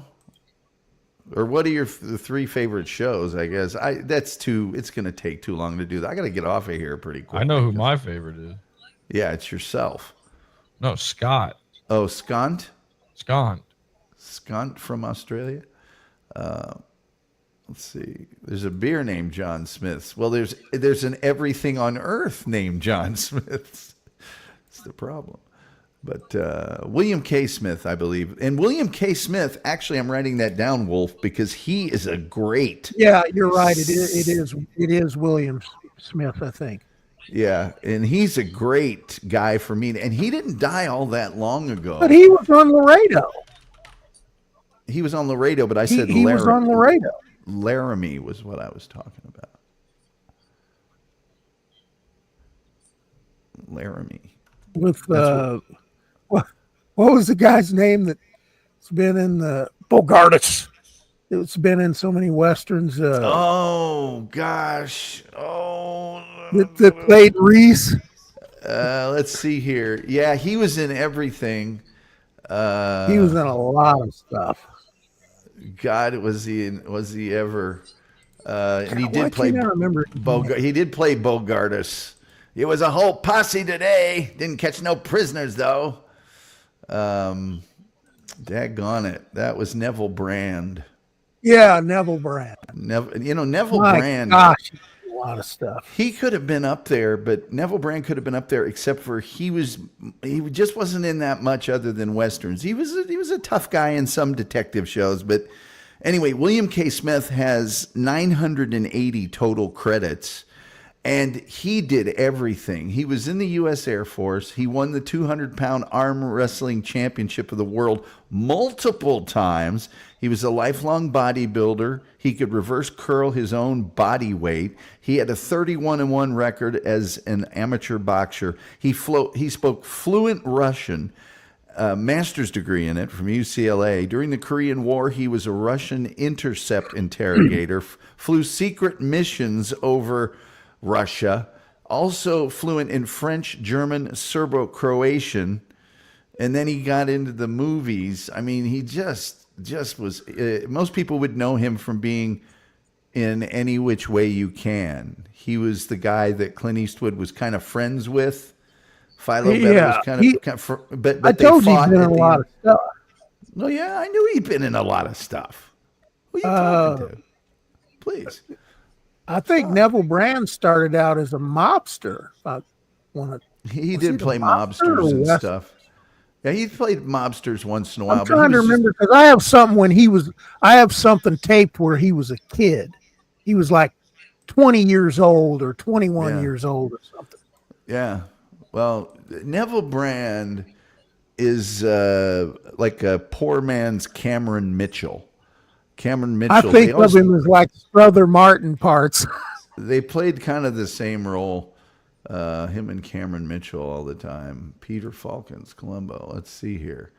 Anyway, so guys, I gotta eat food and stuff. Why? Because I'm hungry. Yeah, I gotta get going. I didn't know you ate, Tom. Old people got to go to bed at this time, you know. But Virgo, you know better than to think I go to sleep ever. Yeah, I didn't think that I'm was like a teasing. necessity I'm for you. teasing. Yes, Jesse is going to intimate that I live forever as a disembodied corpse assembled from the limbs of people found in a Oh. graveyard. A patchwork human. Yeah, Like well, Dracul. I don't Dracul. doubt that I'm a patchwork human. Anyway, Parts of old pew. yes, parts of old Pew after he was run over by a carriage. The black Are you gonna give everybody a last word, like Scott- everybody else does? Sweeney Pod says Scott shirt when. I'm going to try and find that out, finish that on by the end of the week. And I will come into the Discord and announce it when that happens. Thank you, Sweeney Pod, and also Pod Howard. By the way, Cafe Press has really jacked their prices up lately. I don't like to, make people have to spend a lot of money on that stuff. It's them tariffs. I don't mark it up very much. Well, maybe it is. I don't know. It is. I think they make all that stuff in Kentucky. They're just jerks. What's for They're just dinner, Tom? jerks. Tom will have some grilled chicken breast with a nice salad and a baked potato. That sounds good. This is why Pervitine was invented. But with no seasoning. No, the baked potato. The baked potato will have salt, pepper, margarine, fiesta of cheese, and sour cream. yes, definitely some sour cream. Liver, fava beans, and a dry But you Chianti. know he didn't season that chicken. You know he didn't wash it. The chicken will not be seasoned. Oh my God, but Jesse. it will also not be washed. Wow. See, I told you guys. And also, my he doesn't- God, Jesse. I bet you he doesn't use a washcloth in the shower either. I do use a washcloth. What? I use a loofah, Miss Virgo must have told you to do that. and I use one of those wire brushes that people use to get I paint did, off Jesse. the edge Yeah, of I the, knew it. paint off the edge of the frame after they've done painting their windows. I heard you use a magic eraser. It's not magic. I use a paint scraper. Margarine, what is this the worst thing Tom ever said? Yeah, I use margarine. I'm not keeping it real. I don't use margarine. He was still good, Columbo. A name says that will kill you, Tom. What won't a name? What won't? You better wash that chicken, Tom. I'm not washing the chicken. Jesse, should you wash the chicken or not? Listen, I don't want to. Yeah, I know you don't, because I know your This is a opinion on war. This is like World War, not even World War III. This is like World War IV with Yeah, the but washing the chicken and Jesse's not washing the Jesse's chicken. on my side on the washing the chicken issue. I will admit I don't wash the chicken, but Oh, Jesse. well, listen. Oh, I'm if you throwing grew my up in hands in the air. if you grew up in the Caribbean, I get it. But otherwise, there's no reason in America to wash chicken, and it is Wash your damn chicken. Wash your You're chicken. potentially, if your chicken did have salmonella on it, you're spreading it all over your kitchen by washing. Salmonella, No. the famous Filipino boxer. I get it. It's so funny how he says. I got it. Fun show tonight. Thank you for making me laugh. Wolf, Virgo, Pod, and Tom. I taught my husband to wash the chicken. Because I'll let Tom tell you what my husband is. We prefer our chicken to rest in a vat of manure first before we eat it. Have we gotten a smoke detector check yet? I don't have a problem with. There's no chirp here. Well, other than the chirp of Ball State. Now, do you use the lemon? That's right. Yes, Virgo? I use lemon, I use vinegar, and some coarse salt, and scrub it with the lemon, and then rinse it off. Because you don't like that And gooey stuff. You don't like the slime. Yeah, and there's no salmonella spreading. I don't understand how people say there's salmonella spreading. Well, There's none. You just do it all in the sink, and then after that, you just spray it down with the spray bleach. well, the and you reason wash it's not the sink. Add a the little reason it's washing not soda spreading. to it, and some The reason lye, it's not and we spreading got is because the chicken doesn't have the like. It's so rare to actually have salmonella in chicken at all. But it's the taste also. So I can taste when chicken hasn't been washed. So when I first met my husband, right, and he loves to cook, and trust me, he's a good cook. And he would make like a whole chicken, and I'm like, whoa, like, what is that? What is that flavor? And I have to tell him, hey, you gotta scrub it with the lime and stuff like that. What does it taste like to you when it's not? Why? It just tastes like, I don't know, like raw. Like, Because I don't I've know, had plenty of both. I've never noticed a flavor difference really. I'll say every once in a while the washed chicken does sometimes taste a little more flavorless to me. Oh.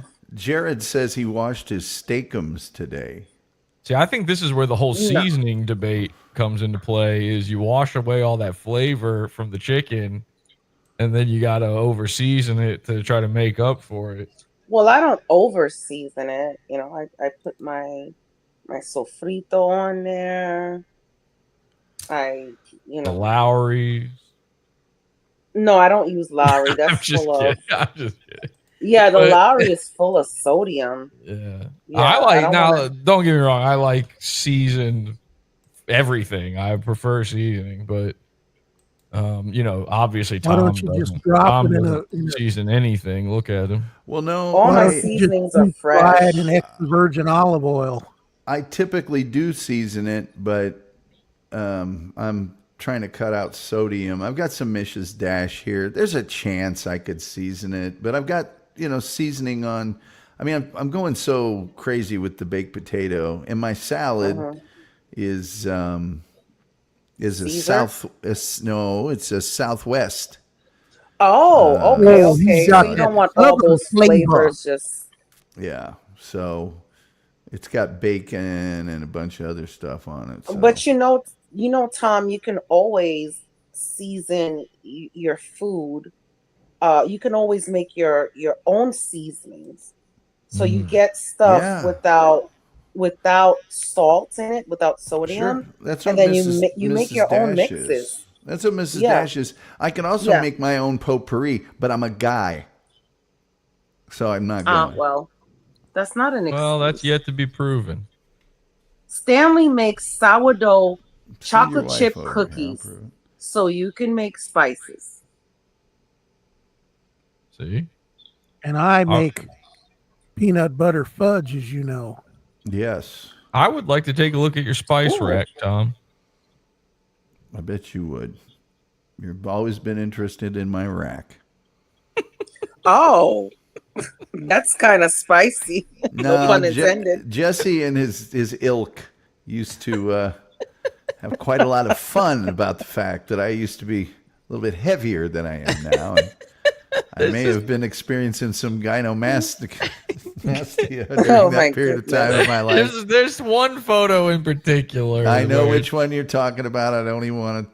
Tom was looking very boobalicious. Oh my God, Tom, you went very long tonight. Thank you. This Yeah. was much needed for me. I I had a wish that's the first time I hard heard day that. at work today. I heard that so many times in my life, and you're welcome. So yeah, that actually made me lose a bunch of weight. So thank you for the ridicule. You're welcome. It's just one of the many things that I've. Now, you're going to cut up your chicken breast and put it on the salad, or eat them as two separate items? No, it'll just be a chicken breast and then a separate Okay. salad, and Well, if you're not going to season it too much, I would suggest you put it on the salad so that Yeah. it catches the flavor of the That's what I was thinking. sauce. Yeah. yeah. Do I- none of you I believe think- in deep frying your chicken breasts? I think what I will do is eat it like I like it. No, do it our way. Well, excuse me. Yes, that's what I'm Excuse me? suggesting, and I'm probably likely to approve my own suggestion. I've been eating for a long time. Do you brine the chicken breast? Bullying works, bud. I do not brine it. Oh, I do rinse. Oh, uncooked brining it in chicken. pickle juice is good. If you brine it in pickle juice. See, this is what happens when you get Virgo talking about cooking stuff. It's Pickle juice shows up. Virgo, no, not pickle juice. Just a very intense. Like, I'm going to make a glass of ice water. Now, I'm going to get the ice, and I don't like to freeze it on the top shelf, which I like the middle shelf, and I like the round ice because it's more surface area and it melts more evenly. And then smart. the water, and it's just very detailed. You get into it, which I understand because she's a very skilled cook, but take the Yeah, chicken I'm to just the car dropping wash. that chicken into extra virgin olive oil and deep frying it. Subscribe first. Oh, Tom, do you mind if I advertise something? Are you going to advertise another show during my show? No, not another show. I want to advertise myself.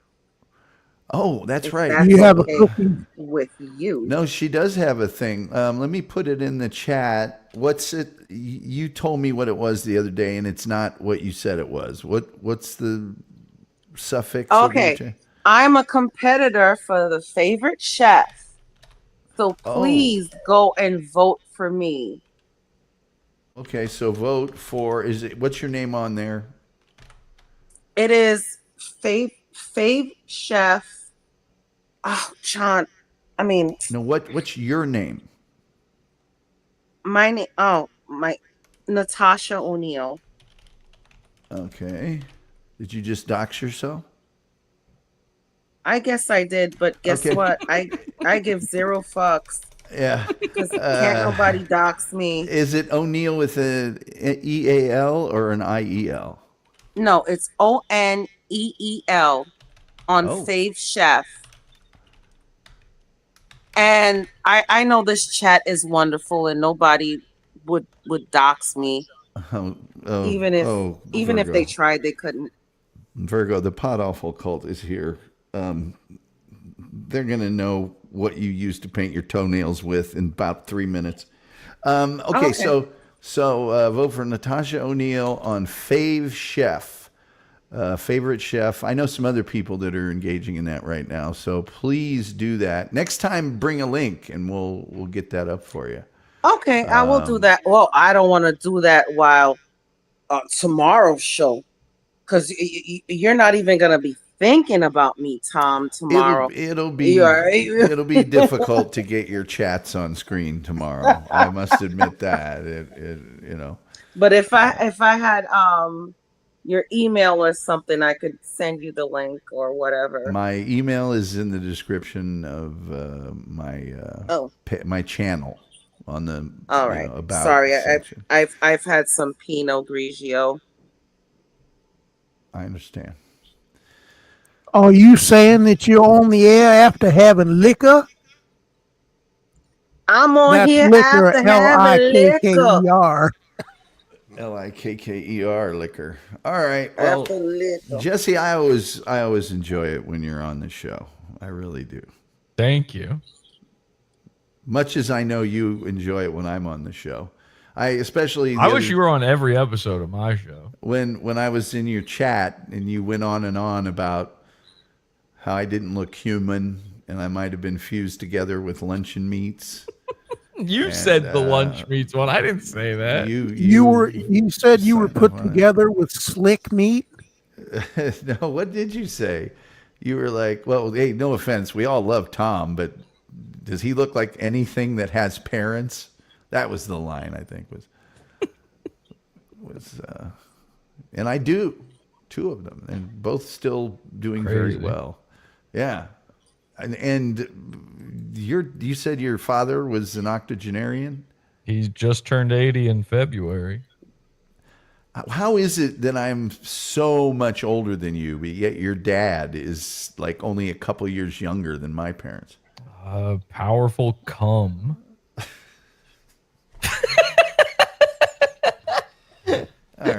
right.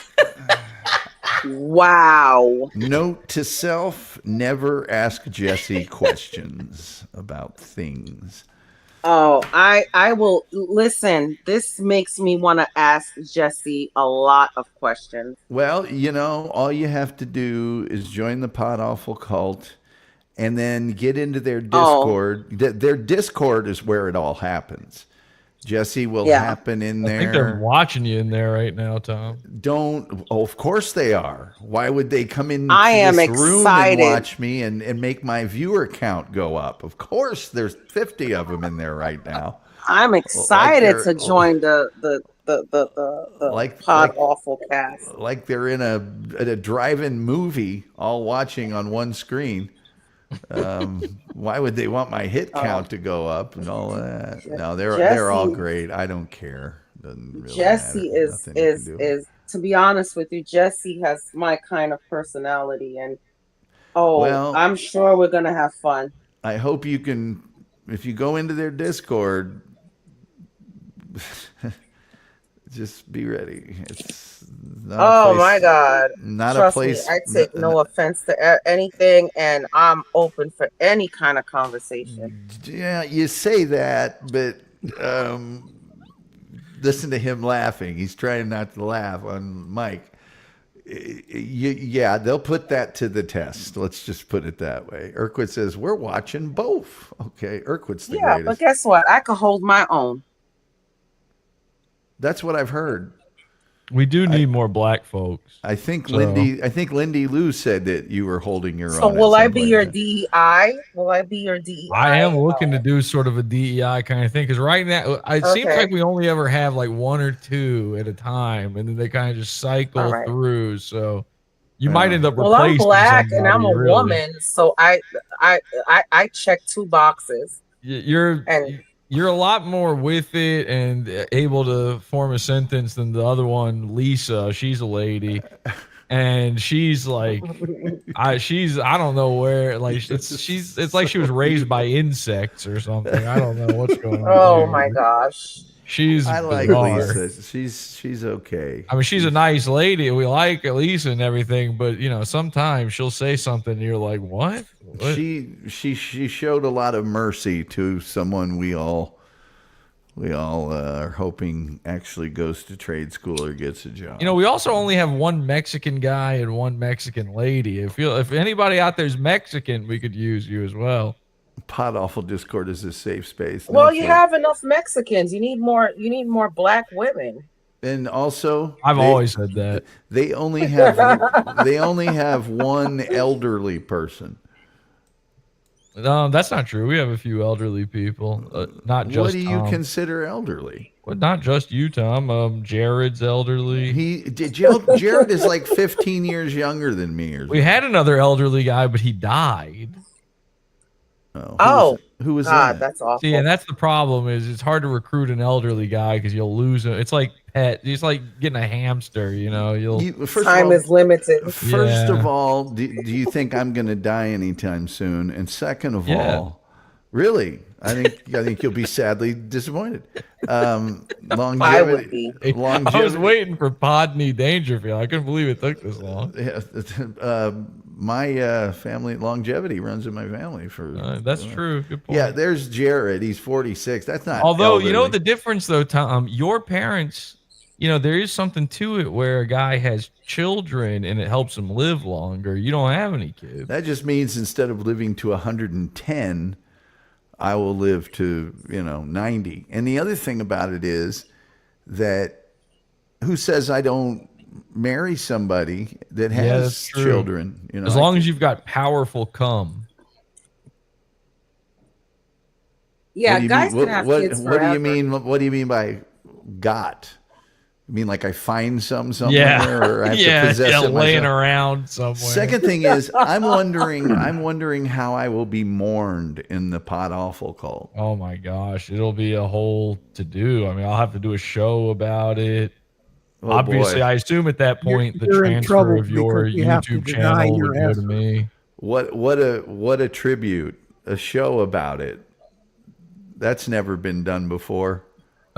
Well, I don't think it's ever Tom's been in done. trouble because he has to deny his essence. Wait, people have done a show about you dying before? No, but there's been so many shows done by me, by Pod Awful, that I think one tribute Tom's Dead show won't nearly outweigh the 17 other shows that have been done. It'll be a mention on episodes for years to come. Like, oh my gosh, can you believe Tom died twice? We all know it will be the subject of great ridicule and hopefully, Ridicule? Are you kidding? That would be very sad. Hopefully, also, are you leaving me your YouTube channel in your will? You know, if I could, I would do that if you, part of the codicil of the will would be that you can't delete anything or hide anything that's on there. No, I would never want to do that. But other than that, I would also never do anything on the channel that would risk it, getting taken down either. Tim Jenkinson says, "Who gets the jag when Tom dies?" Boy, that's a. Oof. Well, I already cloned the key. Set up an LLC. When I was rooting Just around set in up your an garbage, LLC I managed to clone your key. So, I'm sorry, both of you were talking at once. Jesse, you go first. I said when I was rooting around in your garbage, I managed to clone the key. So I think it's going to me. Yeah, because I put a key to my jag in the garbage. I didn't say it was in the garbage. It's just around the same time I managed to. Oh, I looked through your window and saw the keys laying there. The key never leaves my sight, and it's usually on my person. Dupit says, "Tom, what song do you want at the end of the fig leaf tribute Tom Gulley episode of on Pod Awful?" I would want the Warren Zevon song, "Think of Me for a While," I think is the title of it. Let me see here. I think Gilligan's Island would be perfect. No, it's "Keep Me in Your Heart." "Keep Me in Your Heart" by Warren Zevon. That's what I would want. It would purely be an honorarium. What were you saying, Wolf? Said enjoy every cent. I said you could make yourself an LLC and then make him an officer, and that gets rid of the will. Well, that gets rid of the estate tax. I could form a trust as well. Make him a trustee. Oh, I'm a trust fund baby. Cool. That's what I've heard. That's one of the rumors out there. But I saw your weirdly protected dad's house all grayed out on YouTube, and I decided that that's probably not true. That you're a trust fund baby. I don't know what you're talking. You saw my dad's house on YouTube? Yeah, the address of your dad's house is like if you go to not YouTube but Google Maps, you can't see the house. It's all grayed out and stuff. It's all. Where did you get my dad's address? Somebody sent it to me. You might not have the right address. I just want to be clear. I've also heard you talk to your dad. Yeah. On an episode, and it just doesn't. He doesn't. I'm not saying it's not. I'm not saying your dad's not an intelligent and successful man, but it didn't scream out trust fund. Yeah, to me. I don't. How did that rumor get started that you're a trust fund baby? I do better than all the people who say that, so they have to assume that comes from nothing because they're mad that they don't have the same things as me. I gotcha. Yeah. Alex Stein probably gave it to Tom. Alex Stein is literally a trust fund kid. He's literally is, and his mom is literally a school shooter. No, grandmother is literally a school shooter. And also, I'm surprised I haven't ran into him here in thank you, Dupa. Keep me in your heart for a while. Pod Flanders says Tile Empire Trust Fund. I gotta say, I'm surprised I haven't run into him here in Dallas. And I can't say this strongly enough. Dudes in Texas, especially in Dallas, that wear brand new cowboy hats like that. It's one thing if you go to some super high-end cattleman's ranch ball or something. maybe. But otherwise, man, you're a tin horn if you wear a hat like that. Nobody would do it. Nobody. George Strait doesn't even do it. It's ridiculous to me when I see him in airports and stuff with that brand new hat. It's just ridiculous. It's easy to keep your hat nice and clean looking when it's sitting on top of a yarmulke. I'll take your word for it. There's not a lot. It's not being used that often. You know what I mean? Like he's not getting out there on the old dusty trail with it, or no. There's no dusty trail. But yeah. Anyway, so Tom, maybe we should have your memorial service before you die, so you can see how much you're loved and missed, so that you can experience it. How would that work? Would I just be in the Discord muted? You would have to sit by there on video, completely still, muted with my hands crossed, and a what's the? Oh my God, I'm starting to tear up just seeing an orchid in the middle. Mm-hmm. Yeah. I'm literally, my eyes are starting to tear up just watching you do that. That made me so sad just then. Yeah. I miss you so much, Daddy. My father navigated a B-17 bombers. He also, after navigated it, he dropped the bombs. Hard to live with. Yeah, I imagine so. All right, you guys. Well, thanks for being here. And I guess if you guys leave. Hey, happy to be here, Tom. Then H2BH, happy you. to be here. And tomorrow night, of course, we will have the legendary Ruta Lee, who, of course, will be performing on May 30th, her birthday, the birthday of all great people, at the Errol Portal Theater in North Hollywood. And she will be with us tomorrow on this very program. Wow. And, that will be quite an honor, and it will be fun. She's got a lot of great stories. And, man, please wake the kids, phone the neighbors, tell everybody about it. I can't wait. I'd like to thank the folks. Yeah, 3 stars. I know she has 2 in Hollywood. Yeah, she's got 2 in Hollywood. I think 1 she's got in like Palm Beach or somewhere. She's let me just go ahead and I covered all this on the members only show this weekend. But we'll go through it again here. She has, let's see here. References, personal life. Let's see. Oh, brother. Let's see here. I think I've walked across one of them. Well, I don't know if that's anything to brag about. I mean, poor lady. In Hollyweird. Stomped all over her. Let's see here. She was presented with one of the Golden Boot Awards for her work in Western television and cinema. She received a star on the Hollywood Walk of Fame for her contributions to the television industry. A Golden Palm Star on the Palm Springs Walk of Stars was dedicated to her. What else? She, in 1964, she called then Soviet Premier Nikita Khrushchev, asking him to pardon her octogenarian grandmother, Ludvisa Kamendoulis, who had been sent to an internment camp in Siberia. Pardon was granted. And there you go. Also, she again rescued a relative from the Soviet Union when she secured custody of her 18-year-old cousin, Martia Kaseta, from Lithuania in 1987. She's been involved with the charitable organization for the Thalians for over 50 years. In addition to raising money and providing services for troubled youth and mental health organizations, Lee, who is also the board chairman, co-produced the annual Ball of the Thalians with the late Debbie Reynolds throughout 5 decades. In 2011, after 55 years of involvement, she stepped down and is now a member emerita. So she's man. Can you ask her one question for me? Perhaps. Is she related to Bruce Lee? Her original surname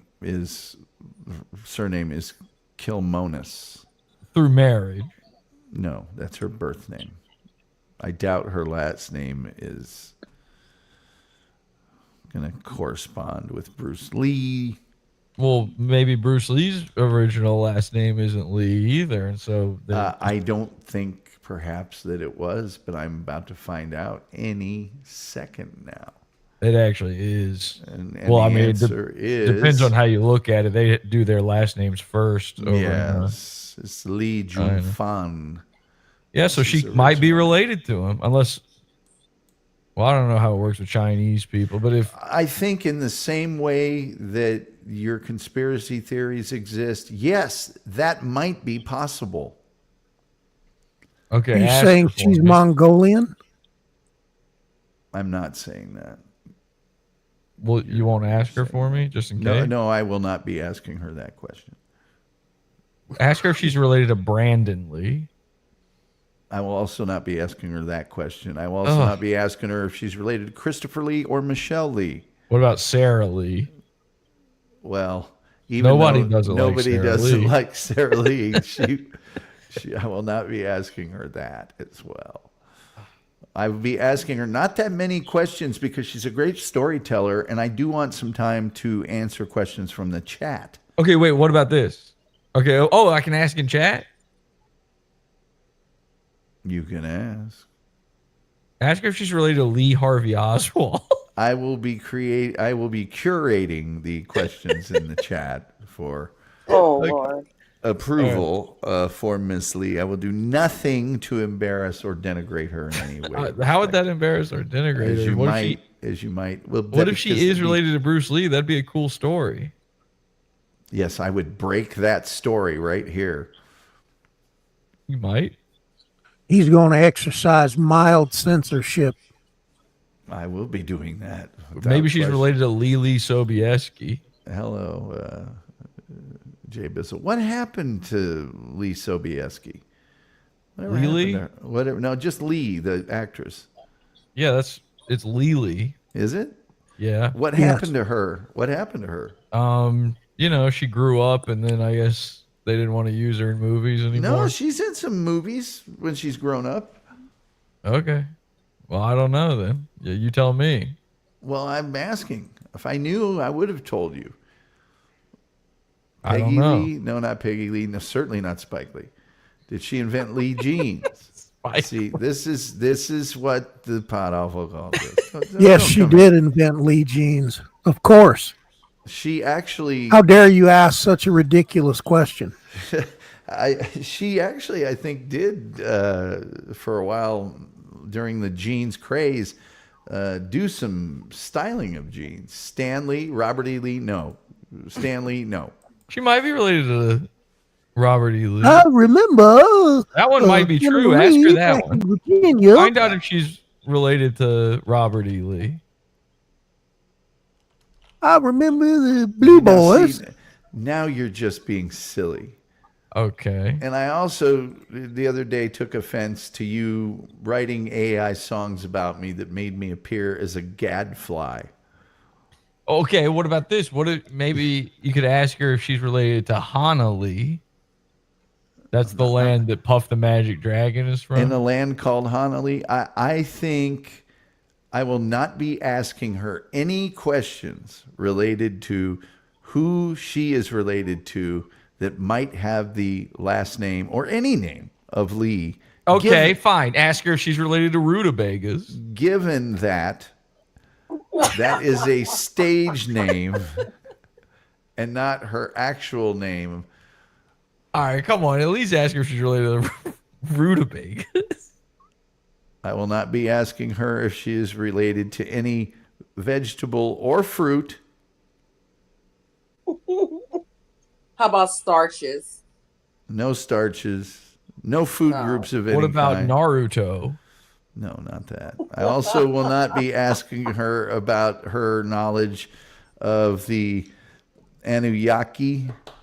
Anunnaki. What about Anunnaki, whatever. ask her if she's related to the movie Roots, the TV miniseries. No. Oh my goodness. Why Since she was- are you afraid she'll say that her original name is Ruta Kinte? No. I'm gonna say that Roots of kids. she may have auditioned for a role in that. This is and look not at Tom gotten it. standing there with the whip going, "Your name is Toby, boy," about all of Oh, this. come This is on, man. Tom. This doesn't look good. That's not. Just ask her her that's name. Not. That's just see now you've just gone too far, as you always do. You've just gone too far. Ramiro. You think Jesse has crossed the line? Long ago. I thought that was a good joke. I find him hilarious. Look, I do too. Listen, I as do the too. official, listen, hey, as the no, official don't black listen person on me. the Don't panel. make me get Stanley Cross with you. I knew we would No, be. I don't want Stanley on me. I knew we would be here when he came onto the panel. I knew that eventually we would be at this point. And Are you yes, saying that we're the crowd favorites? well, yeah, yeah, I'm kind of saying that. Jesse doesn't know what a crowd favorite is, but if he did, he would be. I don't know endorsing your that as well. silverware and valuables. I'm here. Motherfucker. Okay, all right. Now we've gone too far. We don't use that kind of. This is not Stanley versus the world. Anyway, all right. Well, Oh, Tom. okay, why don't we can do the ending with all of you folks. I thought Ruta Kinte was pretty good. I thought so too. I thought it was extremely disrespectful.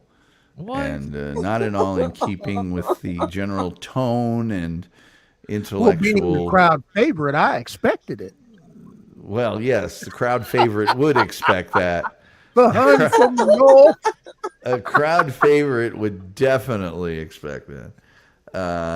But anyway, I think I Somebody gotta. said Robert E. Lee. Yeah, well, that was said earlier, but Ask her just in case. That one might be true. Oh my goodness. Robert E. Lee, by the way, willingly gave up his slaves before the end of the war. what a great guy he was. Well, Ulysses S. Grant didn't. That's kind of crazy when you think about it. What's kind of crazy is that anybody would talk about that loser and his loser army unless they were from one of the loser states. And oh, sorry, Jesse. I didn't lose anything. I was born fucking over 100 years later. Hey, language. And also, I'm just saying it's a loser state as that war is concerned. Capital of the loser cause. I have no, Epicenter. I'm not going to sit here and go like, no, I wish that they had won. Well, no, of course you know it's a loser thing because there were statues the reminding only you point- of the loserness all The over only point where I'm you making grew is up. that the general of the North held on to his slaves even after the war. It's kind of insane. Well, he freed them. No, not immediately. He was basically But until they- the last possible second. Well, but they were then freed. Well, he didn't free them. They were free. That's right. They were But- always but free he in fought for my their eyes freedom. and God's eyes. Fought for their freedom. Don't No make man- Robert no man E. Lee can- out. no I'm man so can- sick of Robert E. Lee being made Me out personally, to be this Tom, really I say- great guy. Come on. Tom, me personally, I Right. say no man can grant another man freedom. Tom, your state wasn't a state yet. That's kind of funny. 1819? Yeah, I think it was. Sorry. Get a history book. Not really. The crazy thing, the Indiana Volunteers, Wolf will tell you those were some bad. The South didn't want to face them. As far as I'm concerned, by the way, speaking of loser states, your state's named after the losers of America, the Indians. They lost, right? And You we really made- want to go? and- We could do this forever. when And it we comes to that and we sort of and thing. we made them winners. Hey, I can be the crowd favorite on two different fronts now. Yeah, he's part Cherokee. Yeah. Tim Jenkins says crazy thing is descendants of slaves are playing off the loans to taking to pay off the slave owners. If you say so. South are losers, Australia losers. Everyone's a loser to you, Tom. Well, those two groups are. The North and the U.S. of A. are not. Let's see here. Tom Gulley says change his name to Robert E. Loser. There is no U.S. of A. without the cell. That's because we allowed you back in. No, you you like to Japan keep. and There's a reason you would fight to keep. You and Japan and Germany and Italy are all the same. You attacked my nation. Tim Jenkinson says, wasn't Texas stolen from Mexico? I would say appropriated. Doopa says, can we do a full circle and get back to They got another word for that now, Tom. They call it colonialism. Really? Yeah, you're gentrifying Texas right now, actually. I'm not. I don't think anybody else is if you've been to South Texas. Okay. All right. I got to get you guys out of you guys have to leave now so I can. Okay. Enjoy every sandwich. I will enjoy every sandwich. Thank you, Jesse. With colonial We don't have to go home, but we got to get the hell up out of here. That's the truth. Virgo's heard the end of the show before. And then I'll play my wonderful new ending of the show that I love so much. Jesse's gone. Thank you for being here, Jesse. Virgo, thank you for being here. Yes. Please, everyone, Thank vote for Natasha O'Neill at Fave Chef or Favorite Chef. Let's help her win that baby because she is our favorite chef. Are you gonna mail us some of that Southern cooking? I'll mail it directly to you. Packed in dry ice. Dry ice. Tim Jenkins says, good luck tomorrow, Tom. Thank you, Tim. Hopefully I'll do as well as Arsenal versus Real Madrid today. Goat says, I hope Tom lives forever. You and me both. You and me both. So you guys have to hit your leave studio button now so I can do the end of the show. Okay, Tom.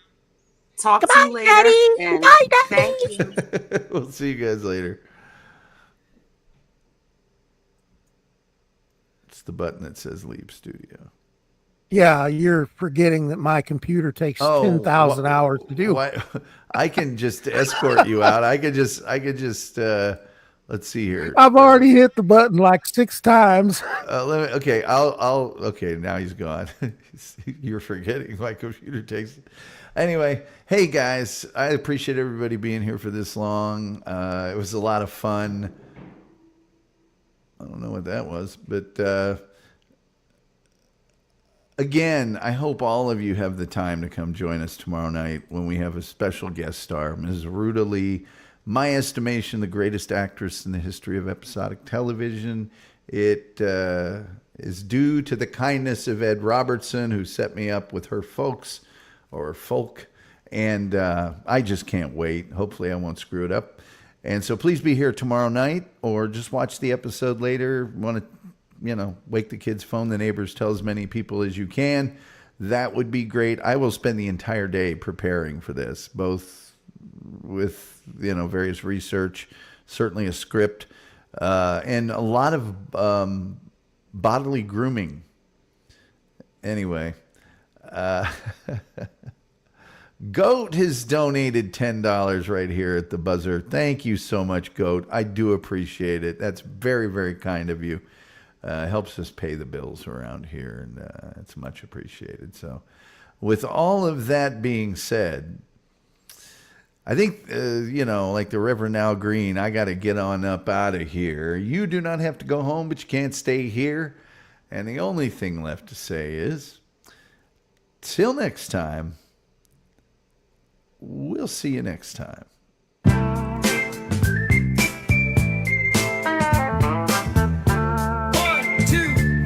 2, 3, 4. They call me Mr. Gulley. I've got something for your ear. Now it might sound kind of funny, but I'll make it very clear. So what we talking about? We're talking about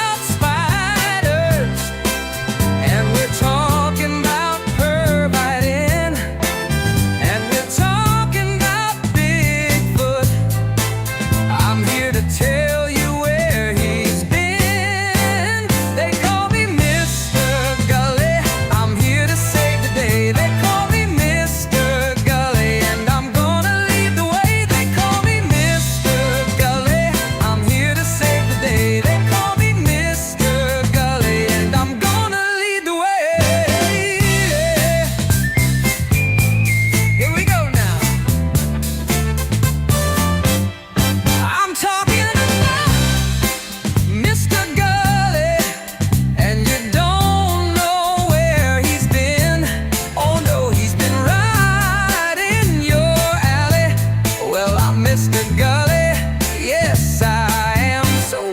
talking about? We're talking